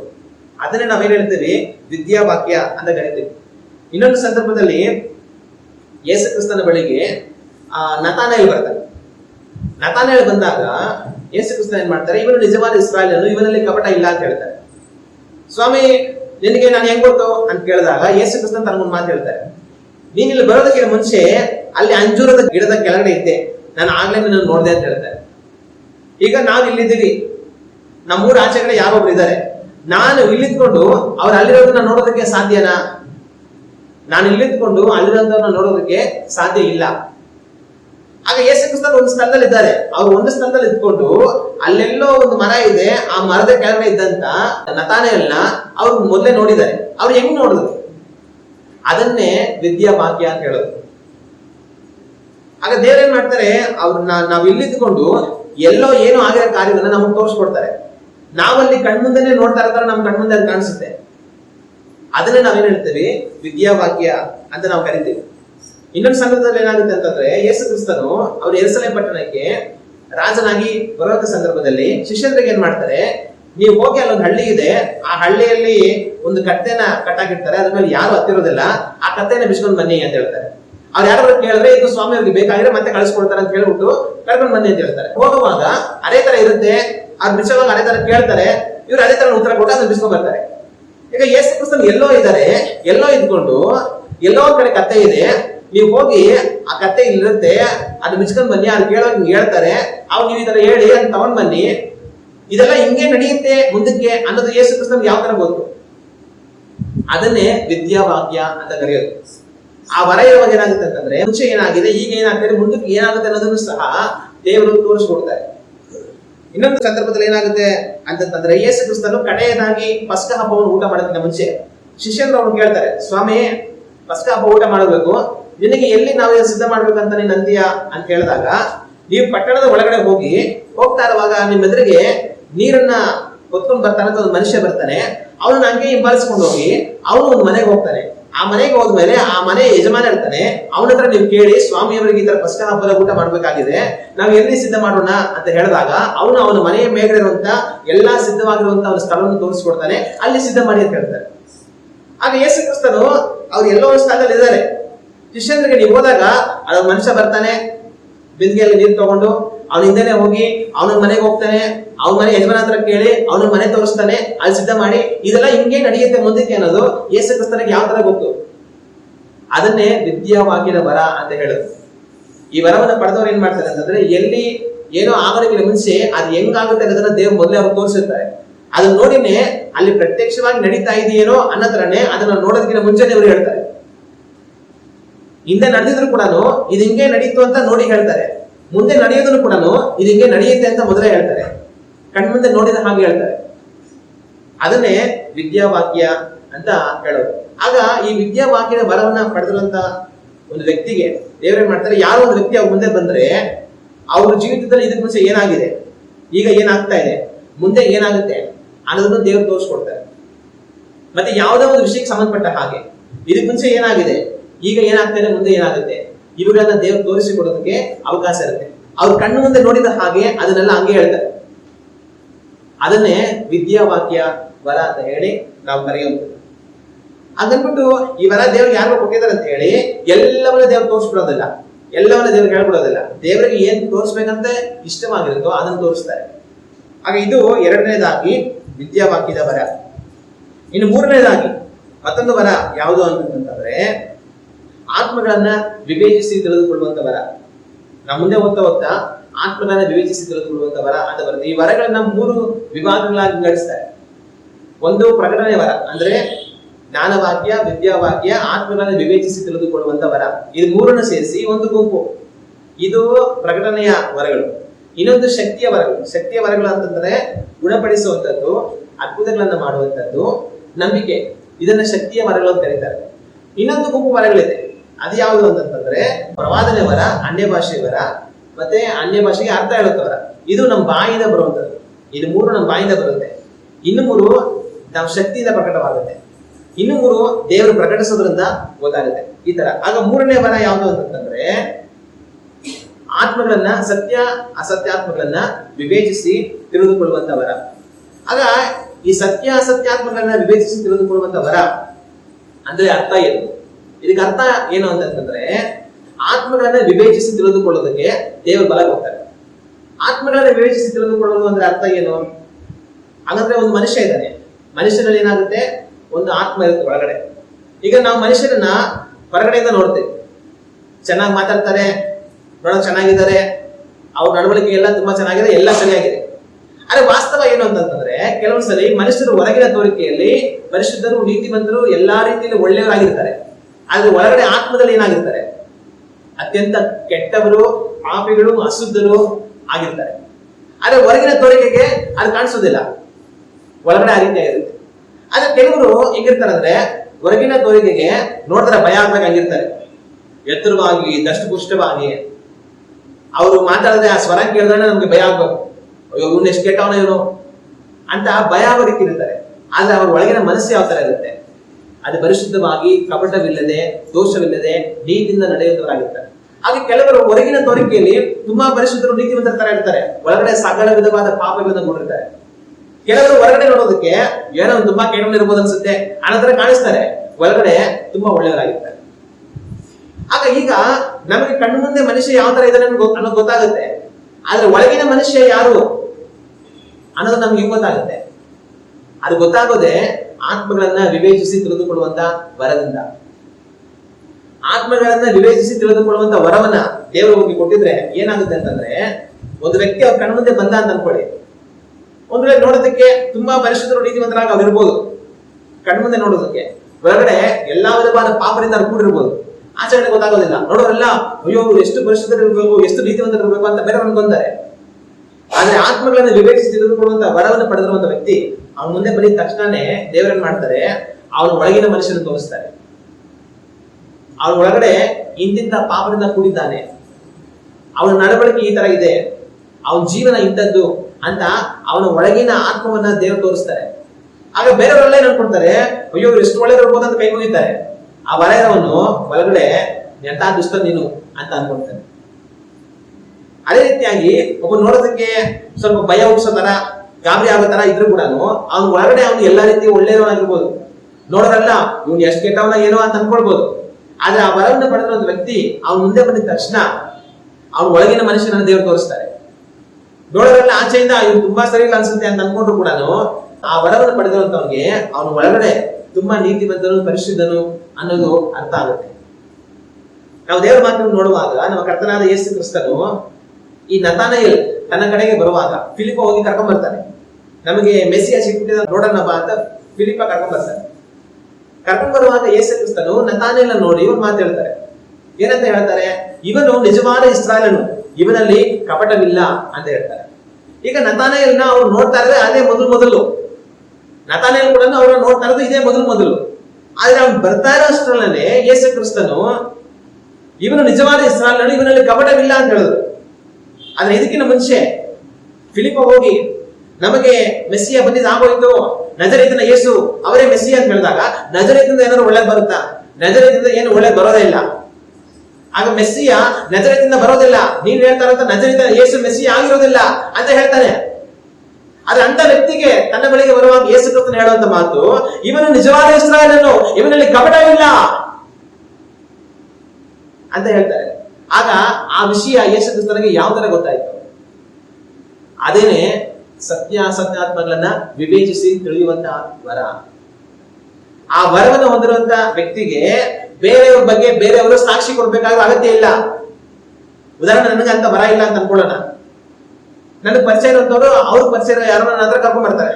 ಕರ್ಕೊಂಡ್ಬಂದು, ಪಾಸ್ಟರ್ ನೋಡಿ ಇವ್ರು ಎಷ್ಟು ಒಳ್ಳೆಯವ್ರು ಗೊತ್ತಾ, ಇವ್ರು ಎಷ್ಟು ನೀತಿವಂತರು ಗೊತ್ತಾ, ನಾನು ಇವ್ರನ್ನ ತುಂಬಾ ವರ್ಷದಿಂದ ನೋಡಿದೀನಿ, ಇವ್ರು ತುಂಬಾ ಒಳ್ಳೆಯವರು ಅಂತ ಸಾಕ್ಷಿ ಹೇಳ್ಬೇಕಾಗತ್ತೆ. ನಾನು ಹೌದಾ ಅಂತ ಅವ್ರ ಮಾತಿನಿಂದ ಹೌದಾ ಸರಿ ಆಯ್ತು ಅಂತ ಅನ್ಕೊಳ್ತೀನಿ. ಆದ್ರೆ ಆ ವರವನ್ನ ದೇವ್ರು ಕೊಟ್ಟಾಗ ಏನಾಗುತ್ತೆ ಅಂತಂದ್ರೆ, ಇವ್ರು ಏನ್ ಹೇಳ್ಬೇಕಾದ ಅಗತ್ಯ ಇಲ್ಲ. ಇವರು ಒಂದ್ ನಿಮಿಷ ನೀವಿರಿ, ನಾನು ಹೇಳ್ತೀನಿ ಅಂತ ಇವ್ರೇ ಅವ್ರ ಬಗ್ಗೆ ಎಲ್ಲ ಹೇಳ್ಬಿಡ್ತಾರೆ. ಹಾಗಾದ್ರೆ ಅವ್ರು ಹೇಳೋದನ್ನ ಹೇಳ್ತಾರೆ ಅಂತಲ್ಲ, ಅವ್ರ ಒಳಗಿನ ಮನುಷ್ಯರನ್ನ ಹೇಳ್ತಾರೆ. ನೀವು ಆಚೆ ಕಡೆಯಿಂದ ತುಂಬಾ ವರ್ಷನ ನೋಡ್ತಾ ಇರ್ಬೋದು, ನಿಮಗೆ ತುಂಬಾ ನೀತಿವಂತರು, ಪರಿಶುದ್ಧರು, ದೇವ ಭಕ್ತರು ಅಂತ ಅನಿಸ್ಬೋದು. ಆದ್ರೆ ನಾನು ನಿಮ್ಗೆ ಅವ್ರೇನಂತ ಹೇಳ್ತೀನಿ ಕೇಳಿ ಅಂತ ಇವ್ರಿಗೆ ಗೊತ್ತಿರೋದನ್ನೆಲ್ಲ ಅವ್ರು ಹೇಳ್ತಾರೆ. ಇವ್ರಿಗೆ ಏನಾಗುತ್ತೆ? ಆಘಾತ ಆಗುತ್ತೆ. ಅಯ್ಯೋ ಇವ್ರು ಎಂತ ಒಳ್ಳೆಯವರು, ಪರಿಶುದ್ಧರು, ನೀತಿವಂತರು ಅನ್ಕೊಂಡಿದ್ದಲ್ಲ, ಈ ತರ ಬದುಕ್ತಾ ಇದ್ದಾರೆ ಇವರು, ಅಯ್ಯಚ್ಚೆ ಇವ್ರನ್ನ ಪರಿಚಯನೇ ಇಲ್ಲ ಅಂತ ಹೇಳ್ಬೇಕಾಯ್ತು ನಾನು ಅಂತ ಅನ್ಸ್ಬಿಡುತ್ತೆ. ಅವಾಗ ಅದು ಆತ್ಮಗಳನ್ನು ವಿವೇಚಿಸಿ ತಿಳಿದುಕೊಳ್ಳುವಂತ ವರ. ಇನ್ನೊಂದು ಸಂದರ್ಭದಲ್ಲಿ ಏನಾಗುತ್ತೆ, ಯೇಸು ಕ್ರಿಸ್ತನು ತನ್ನ ಶಿಷ್ಯರನ್ನೆಲ್ಲ ಕೇಳ್ತಾರೆ, ಜನಗಳು ನನ್ನ ಏನಂತಾರೆ ಅಂತ. ಒಬ್ಬೊಬ್ರು ನಂತರ ಹೇಳ್ತಾರೆ, ನೀನ್ ಸ್ನಾನಿಕನಾದ ಯೋಹಾನನ ತಿರುಗಿ ಬರಿಗೆ ಬಂದಿದ್ಯಾ, ನೀನ್ ಯೆರೆಮೀಯ ಮತ್ತೊಂದು ಅಂತೆಲ್ಲ ಹೇಳ್ತಾರೆ ಅಂತ ಹೇಳಿದಾಗ, ಸರಿ ಆಯ್ತು, ನೀವೇನ್ ಹೇಳ್ತೀರಾ ನನ್ನ ಬಗ್ಗೆ ಅಂತ ಕೇಳ್ತಾರೆ. ಆಗ ಪೇತ್ರ ಏನ್ ಮಾಡ್ತಾರೆ, ಸ್ವಾಮಿ ನೀನ್ ಬರ್ಬೇಕಾದಂತ ಕ್ರಿಸ್ತನು, ನೀನ್ ದೇವರ ಕುಮಾರನು ಅಂತ ಹೇಳ್ತಾರೆ. ಆಗ ಯೇಸು ಕ್ರಿಸ್ತನು ಇದನ್ನ ನಿನಗೆ ಮನುಷ್ಯರು ಪ್ರಕಟಿಸಲಿಲ್ಲ, ನನ್ನ ತಂದೆ ನನಗೆ ಪ್ರಕಟಿಸಿದ್ರು ಅಂತೆಲ್ಲ ಹೇಳಿ ಇನ್ನೂ ಹಲವಾರು ವಿಷಯವನ್ನ ಹೇಳ್ತಾರೆ. ಇಷ್ಟೆಲ್ಲ ಆದ್ಮೇಲೆ ಯೇಸು ಕ್ರಿಸ್ತರು ಏನ್ ಮಾಡ್ತಾರೆ, ಮನುಷ್ಯ ಕುಮಾರನನ್ನ ಕೆಟ್ಟವ್ರ ಕೈಗೆ ಒಪ್ಪಿಸಿಕೊಡ್ತಾರೆ. ಅವ್ರು ಆತನನ್ನು ಹಿಡಿದು ಒಡೆದು ಗಾಯಪಡಿಸಿ ಕೊಂದಾಕ್ತಾರೆ. ಅದನ್ನ 3ನೇ ದಿನದಲ್ಲಿ ತಿರುಗಿ ಎದ್ದು ಬರ್ತಾನೆ ಅಂತೆಲ್ಲ ಹೇಳ್ತಾರೆ. ಇದನ್ನ ಕೇಳಿದ ಒಡನೆ ಪೇತ್ರ ಏನ್ ಮಾಡ್ತಾನೆ, ಹಠಾತ್ ಆಗಿ, ಸ್ವಾಮಿ ನಿನಗೆ ಹಂಗ ಆಗ್ಲೇಬಾರ್ದು, ದೇವರನ್ನ ಕಾಯಲಿ ಅಂತ ಕೈ ಹಿಡಿದು ತನ್ನನ್ನು ಗದರಿಸ್ತಾರೆ. ಆಗ ಯೇಸು ಕ್ರಿಸ್ತನು ಏನ್ ಮಾಡ್ತಾರೆ, ತನ್ನ ಪೇತ್ರನ ಕಡೆ ನೋಡಿ, ಎಲ್ಲಾ ಸೈತಾನನೇ ನೀನ್ ತೊಲಗಿ ಹೋಗು, ನಿನ್ನ ಯೋಚನೆ ಮನುಷ್ಯರ ಯೋಚನೆ ಹೊರತು ದೇವರದಲ್ಲ, ನೀನ್ ನನಗೆ ವಿಘ್ನವಾಗಿದ್ದಿ ಅಂತ ಗದರಿಸ್ತಾರೆ. ಆಗ ಇಲ್ಲೇನ್ ನಡೆಯುತ್ತೆ, ಒಂದು ಮಾತನ್ನ ಪೇತ್ರನು ಹೇಳ್ತಾನೆ, ನೀನೇ ದೇವ್ರ ಕುಮಾರನು ಕ್ರಿಸ್ತನು ಅಂತ ಪರಲೋಕದ ನನ್ನ ತಂದೆ ನನಗೆ ಪ್ರಕಟಿಸಿದ್ರು, ನೀನು ಅವರ ಪ್ರೇರೇಪಣೆಯಿಂದ ಇದನ್ನು ಮಾತಾಡಿದ್ದು ಅಂತ ಹೇಳ್ತಾರೆ. ಇನ್ನೊಂದು ಕ್ಷಣಕ್ಕೆ ನಾನು ಉಪದ್ರವಕ್ಕೆ ಒಪ್ಪಿಸಲ್ಪಡ್ತೇನೆ ಅಂತ ಹೇಳುವಾಗ, ನಿನಗೆ ಅದ್ರ ಆಗ್ಬಾರ್ದು, ದೇವರನ್ನ ಕಾಯಿಲೆ ಅಂತ ಹೇಳ್ತಾರೆ. ಅದು ಒಡನೆ ಯೇಸು ಕ್ರಿಸ್ತನು ಏನ್ ಹೇಳ್ತಾರೆ, ಇದನ್ನು ನೀನು ಮಾತಾಡ್ತಾ ಇರೋದು ಸೈತಾನನ ಪ್ರೇರೇಪಣೆಯಿಂದ ಅಂತ ಅವನಿಂದ ಆ ಮಾತನ್ನು ಹೇಳುವ ಹಾಗೆ ಪ್ರೇರೇಪಿಸಿದಂತ ಸೈತಾನನನ್ನ ಓಡಿಸ್ಬಿಡ್ತಾರೆ. ಆಗ ಮಾತಾಡಿದಂತ ಮನುಷ್ಯ ಒಬ್ಬನೇ. ಆ ಮನುಷ್ಯ ದೇವರಿಂದ ಪ್ರಕಟಣೆ ಪಡೆದ. ಇನ್ನೊಂದು ಸ್ವಲ್ಪ ಹೊತ್ತಿಗೆ ಆ ಮನುಷ್ಯ ಸೈತಾನನಿಂದ ಪ್ರೇರೇಪಿಸಲ್ಪಟ್ಟ. ಅರೆ ನಾವೇನ್ ಮಾಡ್ತೀವಿ, ಆಗ್ಲೇ ಪರಲೋಕದ ತಂದೆಯಿಂದ ರಹಸ್ಯವನ್ನು ಪಡ್ಕೊಂಡಲ್ಲ, ಮಾತನ್ನ ಪಡ್ಕೊಂಡಲ್ಲ, ಈಗಲೂ ಸಹ ಅವರೇ ಪ್ರೇರೇಪಣೆ ಮಾಡಿರ್ಬೇಕೇನೋ ಅಂತ ನಾವು ಅನ್ಕೊಂಡ್ಬಿಡ್ತೀವಿ. ಆದ್ರೆ ಯೇಸು ಕ್ರಿಸ್ತನ ಆತರ ಅನ್ಕೊಳ್ಳಿಲ್ಲ. ಆ ಮಾತನ್ನ ಮಾತನಾಡಿದ್ದ ಮರುಕ್ಷಣದಲ್ಲೇ ಅವ್ನು ಮಾತನಾಡಿದ ಮಾತು ಸೈತಾನದಿಂದ ಬಂದಿದ್ದು ಅನ್ನೋದು ಅವ್ರಿಗೆ ಅರ್ಥ ಆಗಿ ಸೈತಾನನ್ನ ಓಡಿಸಿದ್ರು. ಇದು ಹೆಂಗ ಸಾಧ್ಯ ಅಂತಂದ್ರೆ, ಸತ್ಯಾತ್ಮಗಳನ್ನ ವಿವೇಚಿಸಿ ತಿಳಿದುಕೊಳ್ಳುವಂತ ವರಗಳವರಿಗೆ ಇದು ಸಾಧ್ಯ. ನಾವೇ ಅನ್ಕೊಂಡ್ರೆ ಚೆನ್ನಾಗಿ ಮಾತಾಡೋರೆಲ್ಲ ಒಳ್ಳೆಯವ್ರು ಅನ್ಕೊಂಡ್ಬಿಡ್ತೀವಿ. ಆದ್ರೆ ಆ ವರಗಳವನಿಗೆ ಗೊತ್ತಾಗುತ್ತೆ, ಅವನ ಮೇಲೆ ಚೆನ್ನಾಗಿ ಮಾತಾಡ್ತಾನೆ, ಒಳಗಡೆ ಅವನಲ್ಲಿ ಏನಿದೆ ಅನ್ನೋದು ಅವ್ರಿಗೆ ಗೊತ್ತಾಗುತ್ತೆ. ಅದೇ ರೀತಿ ಮೇಗಡೆ ನೋಡೋದಕ್ಕೆ ತುಂಬಾ ಸರಿ ಇಲ್ಲ, ತುಂಬಾ ಹೊರಟು ಮಾತಾಡಕ್ಕೆ ಸರಿಯಾಗಿ ಬರಲ್ಲ, ಹಂಗೆ ಮುಖದಲ್ಲಿ ಹೆಂಗದಾಗ ಮಾತಾಡ್ತಾನೆ, ಅವ್ರು ಸರಿ ಇಲ್ಲ ಅಂತ ನಾವು ತೀರ್ಪು ಮಾಡ್ಕೊಬಹುದು. ಆದ್ರೆ ಆ ವರವನ್ನು ಪಡೆದಿರುವಂತವ್ರಿಗೆ ಅವ್ರ ಮನಸ್ಸಿನ ಒಳಗಡೆ ಏನಿದೆ ಗೊತ್ತಾಗುತ್ತೆ. ಅವ್ರ ಆಚರಣೆ ಹೊರಟಾಗಿ ಮಾತಾಡ್ತಾರೆ, ಹೆಂಗ್ ಮಾತಾಡ್ಬೇಕು ಗೊತ್ತಾಗೋದಿಲ್ಲ, ಹೆಂಗ್ ಉತ್ತರ ಹೇಳ್ಬೇಕು ಗೊತ್ತಾಗೋದಿಲ್ಲ, ಜನಗಳಿಗೆ ಕೋಪ ಬರ್ಬೋದು, ಬೇಜಾರಾಗ್ಬೋದು, ಆದ್ರೆ ಒಳಗಿನ ಮನಸ್ಸು ಕಪಟವಿಲ್ಲ ಅಂತ ಅವ್ರಿಗೆ ಅರ್ಥ ಆಗುತ್ತೆ. ಆಗ ಇದೇ ಸತ್ಯಾತ್ಮಗಳನ್ನ ವಿವೇಚಿಸಿ ತಿಳಿದುಕೊಳ್ಳುವಂತ ವರ. ದೇವರ ವಾಕ್ಯದಲ್ಲಿ ಯೇಸು ಕ್ರಿಸ್ತನು ಏನ್ ಮಾಡ್ತಾರೆ, ಅವ್ರ ಶಿಷ್ಯರನ್ನೆಲ್ಲ 12 ಅಪೊಸ್ತಲರನ್ನ ತನ್ನ ಜೊತೆ ಇರ್ಬೇಕಂತ ಆರಿಸ್ಕೊಳ್ತಾರೆ. ಆದ್ರೆ ಒಂದು ಕಾಲದಲ್ಲಿ ಅವ್ರು ಮಾಡಿದಂತ ಒಂದು ಉಪದೇಶವನ್ನು ಕೇಳಿ ಎಷ್ಟೋ ಹೋದ್ರಲ್ಲಿ ಅವ್ರನ್ನ ಬಿಟ್ಟು ಹೋಗ್ಬಿಡ್ತಾರೆ. ಕೊನೆಗೆ ಏನ್ ಮಾಡ್ತಾರೆ, ಈ ಅಪೊಸ್ತಲರನ್ನ ಕೇಳ್ತಾರೆ, ನೀವು ನನ್ನನ್ನು ಬಿಟ್ಟು ಹೋಗ್ಬೇಕಂತಿದ್ದೀರಾ, ಇಷ್ಟ ಆದ್ರೆ ಹೋಗಿ ಅಂತ. ಆಗ ಪೇತ್ರನು ಏನ್ ಮಾಡ್ತಾರೆ, ಸ್ವಾಮಿ ನಿನ್ನನ್ನು ಬಿಟ್ಟು ಎಲ್ಲಿ ಹೋಗೋಣ ಅಂತ ಬಂದು ಅವ್ರ ಮುಂದೆ ಮೊಣಕಾಲು ಹಾಕಿ ತಾನು ಅರಿಕೆ ಮಾಡ್ತಾರೆ. ಆದ್ರೆ ಇಷ್ಟೆಲ್ಲ ಆದ್ಮೇಲೆ ಯೇಸು ಕ್ರಿಸ್ತನು, ನಾನು ನಿಮ್ಮನ್ನ ಆರಿಸಿ ತಗೊಂಡಲ್ಲ, ಆದ್ರೂ ಸಹ ನಿಮ್ಮಲ್ಲಿ ಒಬ್ಬನು ಸೈತನನ ಮಗನು, ಅವನಿಗೆ ಸೇರಿರುವವನು ಅಂತ ಹೇಳ್ತಾರೆ. ಆಗ ನಾವೇ ಅನ್ಕೊಳ್ತೀವಿ, 12 ಜನ ಅವ್ರು ನಿಂಬಾಲಿಸ್ತಾ ಇದಾರೆ, ಎಲ್ಲ ಎಷ್ಟು ಒಳ್ಳೆಯವರು, ಎಲ್ಲಾ ದೇವರ ಎಷ್ಟು ಪ್ರೀತಿ ಮಾಡ್ತಾರೆ ಅಂತ ನಾವು ಅನ್ಕೊಳ್ತಾ ಇರ್ತೀವಿ. ಆದ್ರೆ 12 ಜನಗಳಲ್ಲಿ ಒಬ್ಬನಿದ್ದಾನೆ, ಅವನು ಯಾರು? ಸೈತನನಿಗೆ ಸೇರಿದವನು. ಇದು ಬೇರೆ ಯಾರಿಗೂ ಗೊತ್ತಿಲ್ಲ, ಆದ್ರೆ ಒಬ್ರು ಗೊತ್ತು. ಅದು ಯಾರಿಗೆ? ಯೇಸು ಕ್ರಿಸ್ತನಿಗೆ. ಇದೇ ಸತ್ಯಾತ್ಮಗಳನ್ನು ವಿವೇಚಿಸುವಂತ ವರ. ಆ ವರವನ್ನ ದೇವರಿಂದ ಪಡೆದಿರುವಂತವರಿಗೆ ಯಾವ ಮನುಷ್ಯನ ಒಳಗಡೆ ಏನಿದೆ ಅನ್ನೋದು ಅರ್ಥ ಆಗುತ್ತೆ. ದೇವರ ವಾಕ್ಯದಲ್ಲಿ ಯೇಸು ಕ್ರಿಸ್ತನು ಎಲ್ಲರನ್ನ ಬಲ್ಲಾತನಾಗಿದ್ದ, ಅವರಿಗೆ ಯಾರು ಯಾರ ವಿಷಯದಲ್ಲಿ ಸಾಕ್ಷಿ ಕೊಡಬೇಕಾದಂತ ಅಗತ್ಯ ಇರಲಿಲ್ಲ ಅಂತ ಬರೆಯಲ್ಪಟ್ಟಿದೆ. ಆದ್ರೆ ಯಾರು ಬಂದ, ಸ್ವಾಮಿ ನನಗೆ ಗೊತ್ತು ಇಂಥವನು ಅಂತವನು ಅಂತ ಸಾಕ್ಷಿ ಹೇಳ್ಬೇಕಾದ ಅಗತ್ಯ ಇಲ್ಲ. ನೋಡಿದವ್ರ ಬಗ್ಗೆ ಎಲ್ಲ ಅವರೇ ಹೇಳ್ಬಿಡ್ತಾರೆ ಇವ್ರು ಎಂತವ್ರು ಅಂತ. ಅದೇ ಸತ್ಯಾತ್ಮಗಳನ್ನ ವಿವೇಚಿಸಿ ತಿಳಿದುಕೊಳ್ಳುವಂತ ವರ. ಆ ಒಂದು ಸತ್ಯಾತ್ಮಗಳನ್ನ ವಿವೇಚಿಸಿ ತಿಳಿದುಕೊಳ್ಳುವ ವರ ಮನುಷ್ಯನ ಆತ್ಮವನ್ನು ತೋರಿಸುತ್ತೆ ಅವನು ಯಾರು ಅಂತ. ಎರಡನೇದಾಗಿ ಇನ್ನು ಆ ವರ ಯಾವ ರೀತಿ ಕ್ರಿಯೆ ಮಾಡುತ್ತೆ ಅಂತಂದ್ರೆ, ಒಂದು ವ್ಯಕ್ತಿ ಪರಿಶುದ್ಧಾತ್ಮ ಪ್ರೇರೇಪಣೆಯಿಂದ ಮಾಡುವಂತ ಕಾರ್ಯಗಳನ್ನ ಮಾಡ್ತಾ ಇದ್ದಾರಾ, ಅಥವಾ ಅವ್ರ ಮಾಂಸದಿಂದ ಮಾಡ್ತಾ ಇದ್ದಾರಾ, ಇಲ್ಲ ಬೇರೆ ರೀತಿಯಲ್ಲಿ ಅವ್ರು ಪ್ರೇರೇಪಿಸಲ್ಪಟ್ಟು ನಡೀತಾ ಇದ್ದಾರಾ ಅನ್ನೋದು ಅವ್ರಿಗೆ ಅರ್ಥ ಆಗ್ಬಿಡುತ್ತೆ. ಆಗ ಇದು ಸತ್ಯಾತ್ಮಗಳನ್ನ ವಿವೇಚಿಸಿ ತಿಳಿದುಕೊಳ್ಳುವಂತ ವರ. ಇದು ಮೂರನೇದು. ಇನ್ನು ನಾವು ನೋಡುವಾಗ ವರಗಳಲ್ಲಿ ಏನಿದೆ ಅಂತಂದ್ರೆ, ಗುಣಪಡಿಸುವಂತ ವರ ಬರುತ್ತೆ. ಮುಂದೆ ಬರುವಂತದ್ದು ಶಕ್ತಿಯ ವರ. ಶಕ್ತಿಯ ವರಗಳಂದ್ರೆ ಅಂದ್ರೆ ದೇವರ ಶಕ್ತಿಯನ್ನ ಪ್ರದರ್ಶಿಸುವಂತ ವರ. ಅದರಲ್ಲೇ ಒಂದು ಯಾವುದು ಅಂತಂದ್ರೆ ಗುಣಪಡಿಸುವಂತ ವರ. ಗುಣಪಡಿಸುವಂತ ವರ ನಮಗೆ ಚೆನ್ನಾಗಿ ಗೊತ್ತಿರುತ್ತೆ. ಈ ವರವನ್ನು ಪಡೆದಿರುವಂತವ್ರು ಪ್ರಾರ್ಥನೆ ಮಾಡುವಾಗ ದೇವರು ಸೌಖ್ಯವನ್ನ ಕೊಡ್ತಾರೆ. ಆದ್ರೆ ಆ ವರ ಪಡೆದಿದ್ದಾರೆ ಅಂತ ಹೇಳಿ ಅವ್ರು ಪ್ರಾರ್ಥನೆ ಮಾಡಿದ ಮಾತ್ರಕ್ಕೆ ಎಲ್ಲರನ್ನ ದೇವರು ವಾಸಿ ಮಾಡಲ್ಲ. ಯಾರನ್ನ ವಾಸಿ ಮಾಡ್ಬೇಕಂದ್ರೆ ದೇವರಿಗೆ ಉದ್ದೇಶ ಇದೆ, ಅವ್ರನ್ನ ಮಾತ್ರ ವಾಸಿ ಮಾಡ್ತಾರೆ. ಮತ್ತೆ ಹಾಗಾದ್ರೆ ಮಿಕ್ಕರ ಕಥೆ ಎಲ್ಲ ಏನು? ಮಿಕ್ಕವ್ರನ್ನೆಲ್ಲ ದೇವ್ರು ವಾಸಿ ಮಾಡೋದಿಲ್ವಾ? ಯಾಕೆ ಎಲ್ಲಾರು ದೇವ್ರು ವಾಸಿ ಮಾಡಲ್ಲ ಅಂತ ಅನಿಸ್ಬೋದು. ಎಲ್ಲರನ್ನ ದೇವ್ರು ವಾಸಿ ಮಾಡಲ್ಲ. ಅವರು ಯಾರನ್ನ ವಾಸಿ ಮಾಡ್ಬೇಕಂತ ಚಿತ್ತ ಇದೆ, ಅವರನ್ನ ಈ ವರವುಳ್ಳವನ್ನ ಉಪಯೋಗಿಸಿ ದೇವ್ರು ವಾಸಿ ಮಾಡ್ತಾರೆ. ಹಂಗಂದ್ರೆ ಎಲ್ಲಾರನ್ನ ಯಾಕೆ ವಾಸಿ ಮಾಡಲ್ಲ ಅಂತ ಕೇಳ್ಬೋದು. ಅದನ್ನ ನಾನು ನಿಮ್ಗೆ ಹೇಳ್ಬೇಕಂತಂದ್ರೆ ತುಂಬಾ ಟೈಮ್ ಆಗುತ್ತೆ. ಅದಕ್ಕೆ ಇವಾಗ ಅವಕಾಶ ಇಲ್ಲ. ಮುಂದೊಂದು ದಿವಸ ನಾವ್ ಯಾವ ತರ ಒಂದು ದಿವಸ ದೇವ್ರು ನಂಬಿರುವಂತವ್ರಿಗೆ ರೋಗ ಯಾಕೆ ಬರುತ್ತೆ, ಆ ರೋಗ ದೇವ್ರು ವಾಸಿ ಮಾಡ್ಬೇಕಾದ್ರೆ ಅವ್ರು ಏನ್ ಮಾಡ್ಬೇಕು, ಒಂದ್ ವೇಳೆ ದೇವ್ರು ವಾಸಿ ಮಾಡೋದಿಲ್ಲ ಅಂದ್ರೆ ಯಾಕೆ ವಾಸಿ ಮಾಡಲ್ಲ, ಇದು ನಾವು ಇನ್ನೊಂದು ದಿವಸ ಯಾವ ತರ ನಾವು ಧ್ಯಾನ ಮಾಡಿ ನೋಡೋಣ.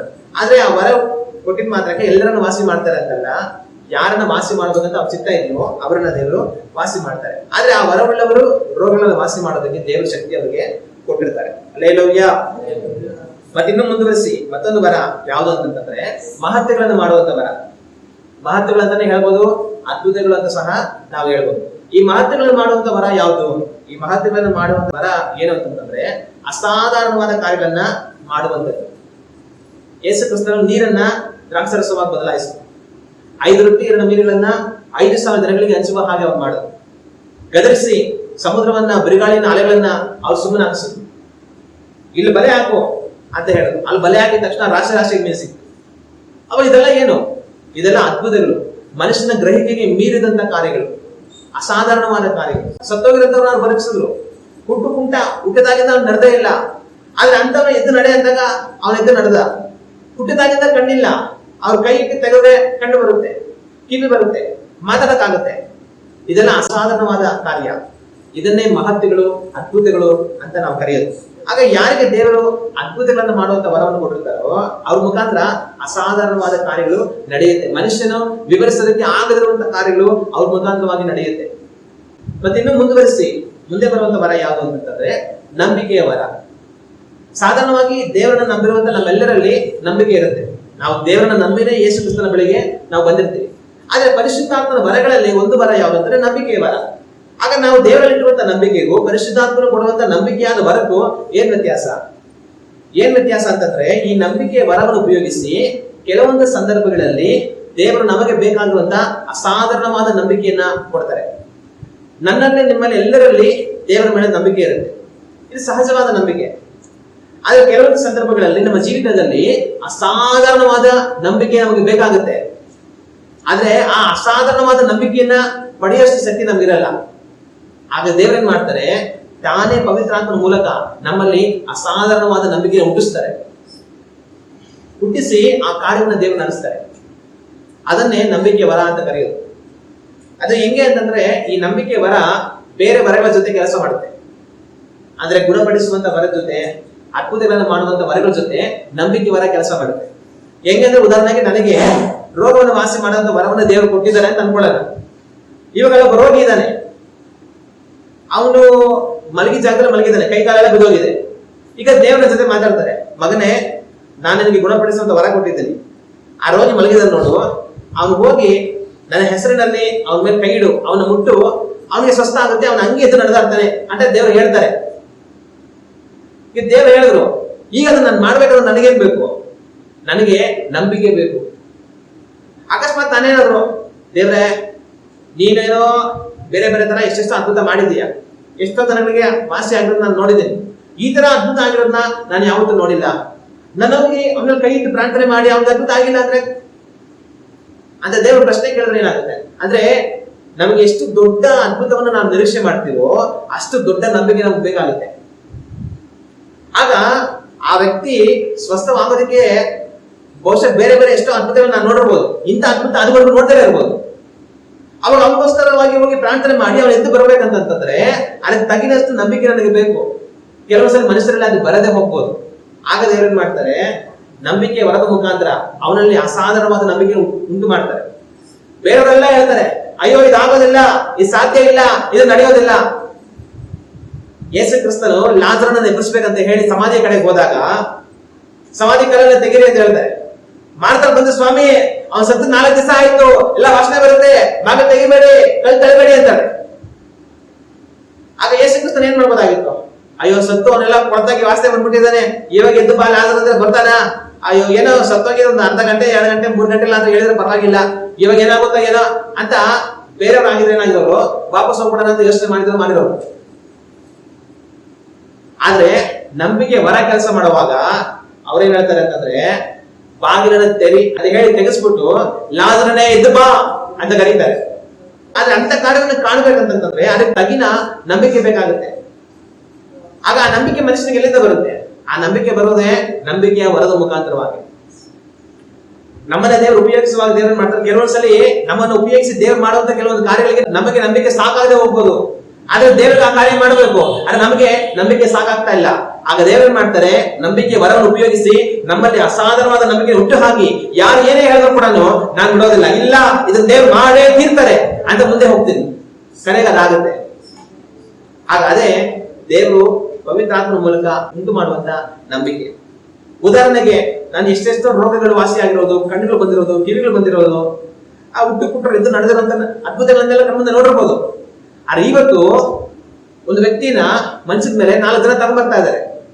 ತಗೊಂಡ್ಬಂದು ಅಯ್ಯ ಪ್ರಾರ್ಥನೆ ಮಾಡಿದ್ದ ಮುಂದೆ ಇಡ್ತಾ ಇದ್ದಾರೆ. ನಾನು ಕೂಡ ಏನ್ ಮಾಡ್ತೇನೆ, ಸರಿ ಆಯ್ತು, ಎಷ್ಟೆಷ್ಟೋ ಜನಗಳಿಗೆ ದೇವರು ಅದ್ಭುತ ಮಾಡಿದ್ದಾರೆ, ಈ ವ್ಯಕ್ತಿನ ಏನೋ ರೋಗದಿಂದ ಮಲಗಿರ್ಬೋದು, ಹೋಗಿ ಒಂದು ಪ್ರಾರ್ಥನೆ ಮಾಡಿದ್ರೆ ದೇವರು ಎಬ್ಬರಿಸ್ಬಿಡ್ತಾರೆ ಅಂತ ಅನ್ಕೊಂಡು ಹೋಗ್ತೀನಿ. ಆದ್ರೆ ಹೋಗಿ ನೋಡೋಷ್ಟರಲ್ಲಿ ಆ ವ್ಯಕ್ತಿ ಸತ್ತೋಗಿರ್ತಾರೆ.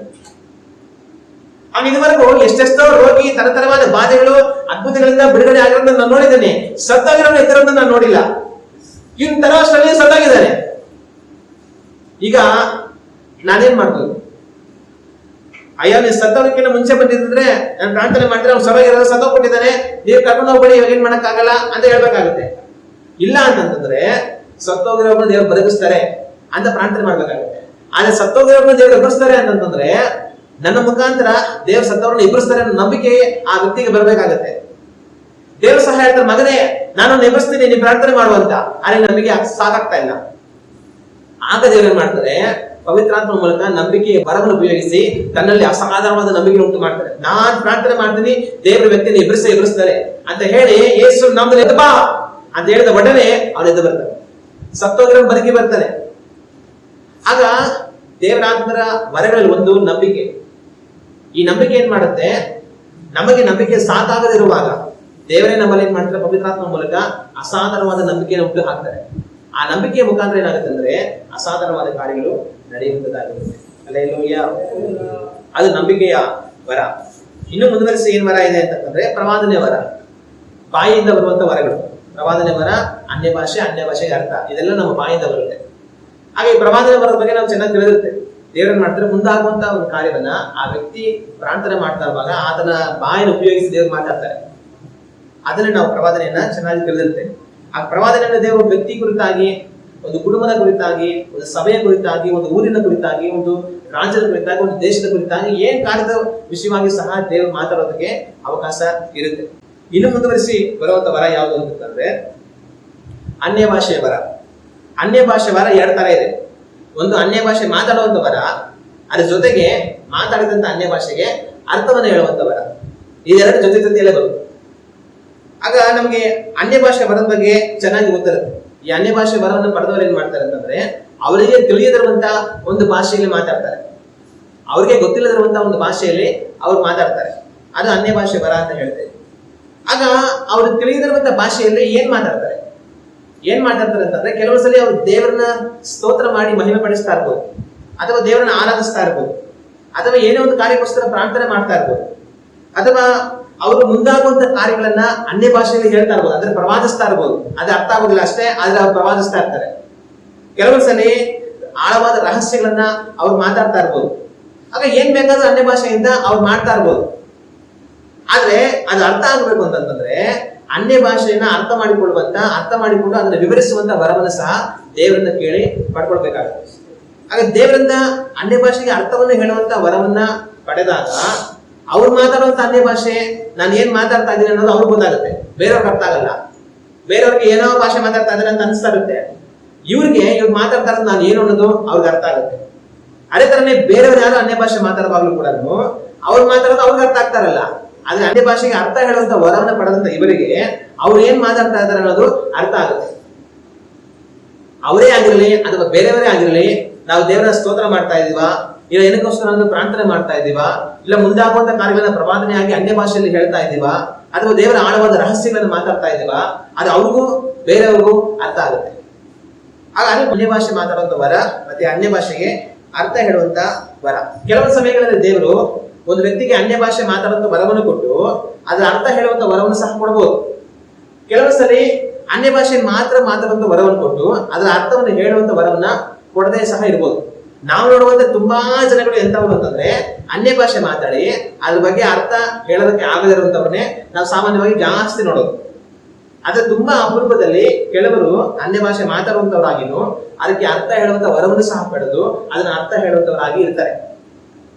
ಆದ್ರೆ ಸಹಜವಾಗಿ ಏನ್ ಮಾಡ್ಬೇಕು ಅಂತಂದ್ರೆ ಅನ್ಯ ಭಾಷೆಯನ್ನು ಪಡೆದವರೆಲ್ಲರೂ ಸಹ ಅನ್ಯ ಭಾಷೆಯನ್ನು ಪಡ್ಕೊಂಡು ದೇವರೇ ನಾನು ಮಾತಾಡುವಂತ ಅನ್ಯ ಭಾಷೆಗೆ ಅರ್ಥ ಏನು, ಅದನ್ನು ನಾನು ಹೇಳುವಂತ ವರವನ್ನು ಸಹ ನನಗೆ ಕೊಡುವಂತ ದೇವರ ಹತ್ರ ಪ್ರಾರ್ಥನೆ ಮಾಡುವಂತವರಾಗಿರ್ಬೇಕು. ಅದನ್ನೇ ಪೌಲು ಪತ್ರಿಕೆಯಲ್ಲಿ ಬರೀತಾರೆ, ಅನ್ಯ ಭಾಷೆಗಳನ್ನು ಆಡುವಂತವನು ಅದನ್ನ ಅರ್ಥ ಮಾಡಿಕೊಂಡು ಹೇಳುವಂತ ವರವನ್ನು ಸಹ ಕೊಡಲಿ ಅಂತ ದೇವರನ್ನ ಪ್ರಾರ್ಥಿಸಲಿ ಅಂತ ಬರೆಯಲ್ಪಟ್ಟಿದೆ. ಆಗ ಅನೇಕರು ನಮ್ಮಲ್ಲಿ ಏನ್ ಮಾಡ್ತಾರೆ ಅಂತಂದ್ರೆ ದೇವರೇ ಅನ್ಯ ಭಾಷೆ ವರ ಕೊಡು, ಅನ್ಯ ಭಾಷೆ ವರ ಕೊಡು, ಅನ್ಯ ಭಾಷೆ ವರ ಕೊಡು ಅಂತ ತುಂಬಾ ಪ್ರಾರ್ಥನೆ ಮಾಡ್ತಾರೆ. ಅನ್ಯ ಭಾಷೆ ವರ ಪಡ್ಕೊಂಡು ಆಮೇಲೆ ಸುಮ್ಮನಾಗ್ಬಿಡ್ತಾರೆ. ಅನ್ಯ ಭಾಷೆ ವರ ಪಡ್ಕೊಂಡು ಆಮೇಲೆ ಸುಮ್ಮನಾಗಬಾರ್ದು. ಅನ್ಯ ಭಾಷೆ ವರ ಪಡೆದು ದೇವರೇ ಅದಕ್ಕೆ ಅರ್ಥನೂ ಹೇಳುವಂತ ವರವನ್ನು ನನಗೆ ಕೊಡು ಅಂತ ನಾವು ಮುಂದುವರಿಸಿ ಪ್ರಾರ್ಥನೆ ಮಾಡುವಂತವರಾಗಿ ಇರಬೇಕು. ಹಲ್ಲೆಲೂಯಾ. ಒಂದು ವೇಳೆ ನಮಗೆ ಅನ್ಯ ಭಾಷೆ ವರವನ್ನ ನಾವು ಪಡ್ಕೊಂಡಿದ್ವಿ, ಆದ್ರೆ ಅದಕ್ಕೆ ಅರ್ಥ ಹೇಳುವಂತ ವರ ನಮಗೆ ಬಂದಿಲ್ಲ, ಅವಾಗ ಏನ್ ಮಾಡ್ಬೇಕು? ಆಗ ಪೌಲೇನ್ ಹೇಳ್ತಾನೆ ಅಂತಂದ್ರೆ ನಿಮ್ಗೆ ಅನ್ಯ ಭಾಷೆ ವರ ಇತ್ತು, ಅನ್ಯ ಭಾಷೆಗೆ ಅರ್ಥ ಹೇಳುವಂತ ವರ ಇಲ್ಲ ಅಂತಂದ್ರೆ ನೀವೇನ್ ಮಾಡಿ ನಿಮಗೂ ದೇವರು ಮಾತಾಡ್ಕೊಳ್ಳಿ ಅಂತ ಪೌಲ್ ಬರೆಯೋದನ್ನ ನಾವು ಕಾಣ್ತೀವಿ. ಮತ್ತೆ ಅದೇ ಸಮಯದಲ್ಲಿ ಪೌಲ್ ಇನ್ನೊಂದು ಮಾತು ಏನ್ ಬರೀತಾನೆ ಅಂತಂದ್ರೆ ನೀವು ಅನ್ಯ ಭಾಷೆಯನ್ನ ಪಡ್ಕೊಂಡು ಅನ್ಯ ಭಾಷೆನ ಮಾತಾಡೋದಿಲ್ಲ ಅಂತ ಹೇಳ್ಬಾರ್ದು, ವಾಣಿಗಳನ್ನು ಆಡುವುದಿಲ್ಲ ಅಂತ ಹೇಳ್ಬಾರ್ದು ಅಂತ ಪೌಲ್ ಬರೀತಾರೆ. ನಾನು ನಿಮ್ಮೆಲ್ಲರಿಗಿಂತ ಜಾಸ್ತಿ ಮಾತಾಡ್ತೀನಿ ಅನ್ಯ ಭಾಷೆ ಅಂತ ಹೇಳ್ತಾರೆ. ಆಗ ನಮಗೆ ಅನ್ಯ ಭಾಷೆ ವರವನ್ನ ದೇವರು ಕೊಟ್ಟಿದ್ದಾರೆ ಅಂತಂದ್ರೆ ನಾವೇನ್ ಮಾಡ್ಬೇಕು? ಅನ್ಯ ಭಾಷೆಯಲ್ಲಿ ಮಾತಾಡುವಂತವ್ರಾಗಿರ್ಬೇಕು. ಯಾವಾಗ ಮಾತಾಡ್ಬೇಕು? ಸಭೆಯಲ್ಲಿ ರೀತಿ ಕೂಡಿ ಬಂದಾಗ, ಇಲ್ಲ ಎಲ್ಲ ಒಂದ್ ಕಡೆ ಪ್ರಾರ್ಥನೆ ಕೂಟಕ್ಕೆ ಅಂತ ಹೋಗಿರುವಾಗ ಅಲ್ಲೊಂದು 10 ನಿಮಿಷ ದೇವ್ರನ್ನ ಆಡುವಾಗ್ಲೋ ಸ್ತುತಿಸುವಾಗ್ಲೋ 2 ನಿಮಿಷ ನಾವು ಅನ್ಯ ಭಾಷೆ ಮಾತಾಡ್ಬೇಕು ಅಂತ ಅಲ್ಲ. ಅನ್ಯ ಭಾಷೆ ನಾವು ಪ್ರತಿ ದಿವಸ ದೇವರೊಟ್ಟಿಗೆ ಮಾತಾಡುವಂತವ್ರಾಗಿರ್ಬೇಕು. ಈಗ ನಾವು ಪ್ರಾರ್ಥನೆ ಮಾಡ್ಬೇಕಂತ ಮನೆಯಲ್ಲಿ ಕುಳಿತುಕೊಳ್ತೀವಿ ಅಂತ ಅನ್ಕೊಳ್ಳಿ, ಏನೆಲ್ಲ ಮಾಡ್ತೀವಿ ಸಹಜವಾಗಿ? ದೇವರೇ ಸ್ತೋತ್ರ ಅಂತ 1-2 ಹಾಡು ಹೇಳಿ ದೇವರನ್ನ ಸ್ತೋತ್ರ ಮಾಡ್ತೀವಿ. ಆಗ ಸ್ತುತಿ ಆರಾಧನೆ ಒಂದು ಭಾಗ. ಆಮೇಲೆ ಏನ್ ಮಾಡ್ತೀವಿ? ಒಂದ್ ಸ್ವಲ್ಪ ಬೈಬಲ್ ಓದ್ಬೇಕಂದ್ರೆ ಒಂದ್ ಸ್ವಲ್ಪ ಬೈಬಲ್ ಓದ್ತೀವಿ. ಹಾಗೆ ದೇವರನ್ನ ಹುಡುಕೋದ್ರಲ್ಲಿ ಬೈಬಲ್ ಓದುವಂಥದ್ದು ಒಂದು ಭಾಗ.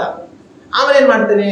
ಒಂದ್ ಸ್ವಲ್ಪ ಹೊತ್ತು ದೇವರನ್ನ ನೋಡಿ ಕೆಲವೊಂದು ಕಾರ್ಯಗಳನ್ನೆಲ್ಲ ಒಪ್ಪಿಸ್ಕೊಟ್ಟು ಪ್ರಾರ್ಥನೆ ಮಾಡ್ತೀವಿ. ಆಗ ಪ್ರಾರ್ಥನೆ ಮಾಡುವಂಥದ್ದು ಒಂದು ಭಾಗ. ನಾವು ಪ್ರತಿ ದಿವಸ ದೇವರನ್ನ ಹುಡುಕ್ತೀವಿ ಅಂದ್ರೆ ಅದರಲ್ಲಿ ದೇವರನ್ನ ಸ್ತುತಿ ಆರಾಧನೆ ಮಾಡುವಂಥದ್ದು, ದೇವರ ವಾಕ್ಯವನ್ನು ಓದುವಂಥದ್ದು, ಪ್ರಾರ್ಥನೆ ಮಾಡುವಂಥದ್ದು ಎಲ್ಲ ಇರುತ್ತೆ. ಆದ್ರೆ ಇದ್ರ ಜೊತೆಗೆ ಇನ್ನೊಂದು ಸಹಾಯ ಇರಬೇಕು. ಅದು ಯಾವುದು ಅಂತಂದ್ರೆ ಅನ್ಯ ಭಾಷೆ ಮಾತಾಡೋದು. ದೇವರು ನಮ್ಗೆ ಅನ್ಯ ಭಾಷೆ ವರ ಕೊಟ್ಟಿದ್ದಾರೆ ಅಂತಂದ್ರೆ ಅನ್ಯ ಭಾಷೆ ವರನ ಸಭೆಯಲ್ಲಿ ಬಂದಾಗ 1-2 ನಿಮಿಷ ಮಾತಾಡಿ ಹೋಗ್ಬಿಡೋದಕ್ಕೋ, ಯಾವ್ದೋ ಕೂಟದಲ್ಲಿ ಭಾಗವಹಿಸುವಾಗ ಅಲ್ಲೊಂದ್ 2 ನಿಮಿಷ ಮಾತಾಡಿ ಹೋಗ್ಬಿಡೋದಕ್ಕೋ ದೇವ್ರು ಕೊಟ್ಟಿಲ್ಲ. ದೇವರ ಅನ್ಯ ಭಾಷೆ ವರವನ್ನ ನಾನು ನೀವು ಪ್ರತಿ ದಿವಸ ದೇವರ ಜೊತೆ ಮಾತಾಡ್ಬೇಕಂತ ಕೊಟ್ಟಿದ್ದಾರೆ. ಆಗ ನಾವೇನ್ ಮಾಡ್ಬೇಕಂತಂದ್ರೆ ಪ್ರತಿ ದಿವಸ ನಮ್ಮ ವೈಯಕ್ತಿಕ ಪ್ರಾರ್ಥನೆಯಲ್ಲಿ ಇಷ್ಟು ಸಮಯ ನಾನು ದೇವರ ಜೊತೆ ಅನ್ಯ ಭಾಷೆ ಮಾತಾಡ್ತೀನಿ ಅಂತ ಆ ವರವನ್ನು ಪಡೆದಿರುವಂತವ್ರು ದೇವರ ಜೊತೆ ಅನ್ಯ ಭಾಷೆಯಲ್ಲಿ ಮಾತಾಡುವಂತವರಾಗಿ ಇರಬೇಕು. 10 ನಿಮಿಷ ದೇವರನ್ನ ಸ್ತೋತ್ರ ಮಾಡಿ ಹಾಡಾಡೋದು, 10 ನಿಮಿಷ ಬೈಬಲ್ ಓದೋದು, 10 ನಿಮಿಷ ಪ್ರಾರ್ಥನೆ ಮಾಡೋದು ಮಾಡ್ತೀವಿ ಅಂತಂದ್ರೆ 10 ನಿಮಿಷ ಅನ್ಯ ಭಾಷೆಯನ್ನು ಸಹ ನಾವು ಮಾತಾಡಬೇಕು.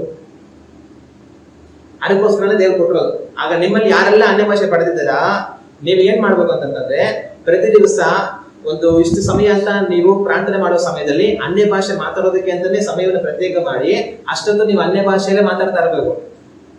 ಅದಕ್ಕೋಸ್ಕರ ದೇವ್ರು ನಿಮಗೆ ಅನ್ಯ ಭಾಷೆ ಕೊಟ್ಟಿರೋದು. ಅನ್ಯ ಭಾಷೆ ಪಡ್ಕೊಂಡು ಸುಮ್ಮನೆ ಇರೋದಕ್ಕೋಸ್ಕರ ಅಲ್ಲ. ಅನ್ಯ ಭಾಷೆಯನ್ನು ನೀವು ಮಾತಾಡುವಾಗ ಕೆಲವೊಂದು ಕಾರ್ಯಗಳು ನಡೆಯುತ್ತೆ. ಅದು ಎಷ್ಟೋ ವಿಶ್ವಾಸ ಅದನ್ನ ಮಾಡೋದಿಲ್ಲ. ಆದ್ರೆ ಆ ರೀತಿ ಮಾಡಬಾರ್ದು. ಪ್ರತಿ ದಿವಸ ಅನ್ಯ ಭಾಷೆಯಲ್ಲಿ ಇಷ್ಟು ಸಮಯ ಅಂತ ದೇವ್ರು ನಿಮಗೆ ಆ ವರ ಕೊಟ್ಟಿದ್ರೆ ನೀವು ದೇವರೊಟ್ಟಿಗೆ ಸಮಯವನ್ನು ಒದಗಿಸಿ ಮಾತಾಡುವಂತವರಾಗಿರ್ಬೇಕು. ಆಗ ಇದುವರೆಗೂ ನೀವು ಕಾಣದಿರುವಂತಹ ವ್ಯತ್ಯಾಸಗಳನ್ನ, ಅನೇಕ ಕಾರ್ಯಗಳನ್ನ ನೀವು ಕಾಣ್ತೀರಾ. ಯಾಕಂದ್ರೆ ನಿಮ್ಮ ಬುದ್ಧಿಗೆ ಮೀರಿದ ಕಾರ್ಯಗಳು ಆತ್ಮದಲ್ಲಿ ನಡೆಯುತ್ತೆ ಆ ಭಾಷೆಗಳನ್ನ ನೀವು ಮಾತಾಡುವಾಗ. ಅದರಿಂದ ನೀವು ತಪ್ಪನೆ ಮಾತಾಡುವಂತವರಾಗಿ ಇರಿ. ಅದೇ ಒಂದ್ ವೇಳೆ ನನಗೆ ಅನ್ಯ ಭಾಷೆ ವರನೇ ದೇವ್ರು ಕೊಟ್ಟಿಲ್ಲ, ನಾನು ಏನ್ ಮಾಡೋದು ಅಂತಂದ್ರೆ ಅನ್ಯ ಭಾಷೆ ವರ ಇನ್ನೂ ಕೊಟ್ಟಿಲ್ಲ ಅಂತಂದ್ರೆ ದೇವರೇ ನನಗೆ ಅನ್ಯ ಭಾಷೆ ವರ ಕೊಡಿ ಸ್ವಾಮಿ ಅಂತ ಪ್ರಾರ್ಥನೆ ಮಾಡೋದು. ಆದ್ರೆ ಅನ್ಯ ಭಾಷೆ ವರ ಕೊಟ್ರೆ ದೇವರೇ ಅನ್ಯ ಭಾಷೆ ವರ ಕೊಟ್ಟಿದ್ದೆ ನಿಮ್ಗೆ ಸ್ತೋತ್ರ ಅಂತ ಅನ್ಯ ಭಾಷೆ ಮಾತಾಡ್ಬೇಕು. ಆದ್ರೆ ಅನ್ಯ ಭಾಷೆ ಮಾತಾಡಿ ಅಲ್ಲಿಗೆ ನಿಲ್ಲಿಸಬಾರ್ದು. ಅನ್ಯ ಭಾಷೆ ನಾನು ಮಾತಾಡುವಂತ ಮಾತಿನ ಅರ್ಥವನ್ನು ತಿಳಿದುಕೊಳ್ಳುವಂತ ವರವನ್ನು ದೇವರೇ ನನಗೆ ಕೊಡುವಂತ ಪ್ರಾರ್ಥನೆ ಮಾಡ್ಬೇಕು. ಆ ರೀತಿಯಾಗಿ ನಾವು ನಡೆಯುವಂತವರಾಗಿರ್ಬೇಕು. ಆದ್ರೆ ಕೆಲವು ಸಲ ನೀವು ಎಷ್ಟೇ ಪ್ರಾರ್ಥನೆ ಮಾಡ್ತಾ ಇರ್ತೀರ, ನೀವು ಎಷ್ಟೋ ಪ್ರಾರ್ಥನೆ ಮಾಡಿ ಇನ್ನ ನಿಮಗೆ ಅನ್ಯ ಭಾಷೆ ವರವನ್ನು ದೇವರು ಕೊಟ್ಟಿಲ್ಲ ಅಂತ ಅನ್ಕೊಳ್ಳಿ. ಕೆಲವರು ಹೇಳ್ತಾರೆ ಅಂತಂದ್ರೆ ಅನ್ಯ ಭಾಷೆ ಮಾತಾಡಿಲ್ಲ ಅಂದ್ರೆ ಅವನು ಪವಿತ್ರ ಆತ್ಮ ಬರಿತಾನೆ ಅಲ್ಲ. ಯಾರು ಅನ್ಯ ಭಾಷೆ ಮಾತಾಡ್ತಾನೋ ಅವ್ನು ಮಾತ್ರನೇ ದೇವರ ಆತ್ಮರನ್ನು ಹೊಂದಿಕೊಂಡಿರುವಂತವನು. ಅನ್ಯ ಭಾಷೆ ಮಾತಾಡದಿರುವಂತವ್ರು ದೇವರ ಆತ್ಮರನ್ನು ಹೊಂದಿಕೊಂಡವರಲ್ಲ ಅಂತ ಹೇಳುವಂತವ್ರು ಇರ್ತಾರೆ.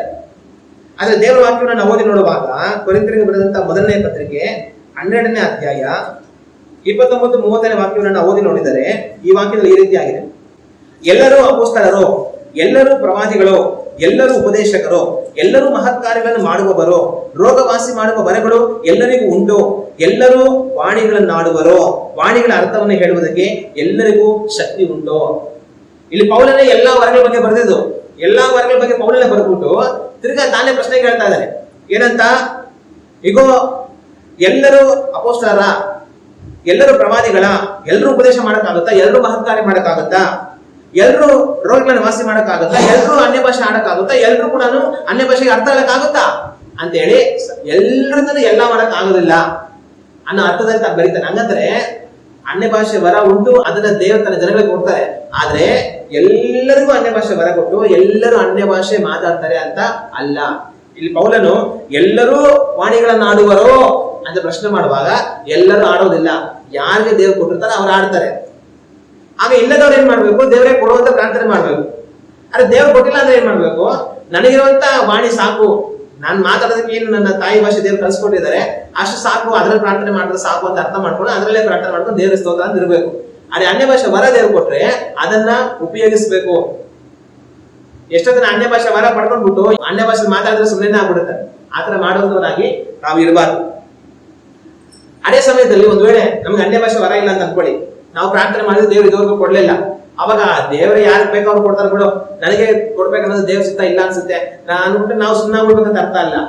ದೇವರೇ ನನಗೆ ಅನ್ಯ ಭಾಷೆ ವರ ಕೊಡು ಸ್ವಾಮಿ ಅಂತ ನಾವು ಮುಂದುವರಿಸಿ ಪ್ರಾರ್ಥನೆ ಮಾಡುವಂತವರಾಗಿ ಇರ್ಬೇಕು. ಅನ್ಯ ಭಾಷೆ ವರನ ಅಂತ ಮಾತ್ರ ಅಲ್ಲ, ಸಕಲ ವರಗಳನ್ನು ದೇವರೇ ಎಲ್ಲಾ ವರಗಳನ್ನು ನನಗೆ ಕೊಡು ಸ್ವಾಮಿ, ಪವಿತ್ರಾತ್ಮದ ವರಗಳನ್ನ ನನಗೆ ಕೊಡು ಸ್ವಾಮಿ ಅಂತ ನಾವು ಎಲ್ಲಾ ವರಗಳನ್ನ ದೇವರ ಹತ್ರ ಕೇಳಿ ಪ್ರಾರ್ಥನೆ ಮಾಡುವಂತವರಾಗಿ ಇರ್ಬೇಕು.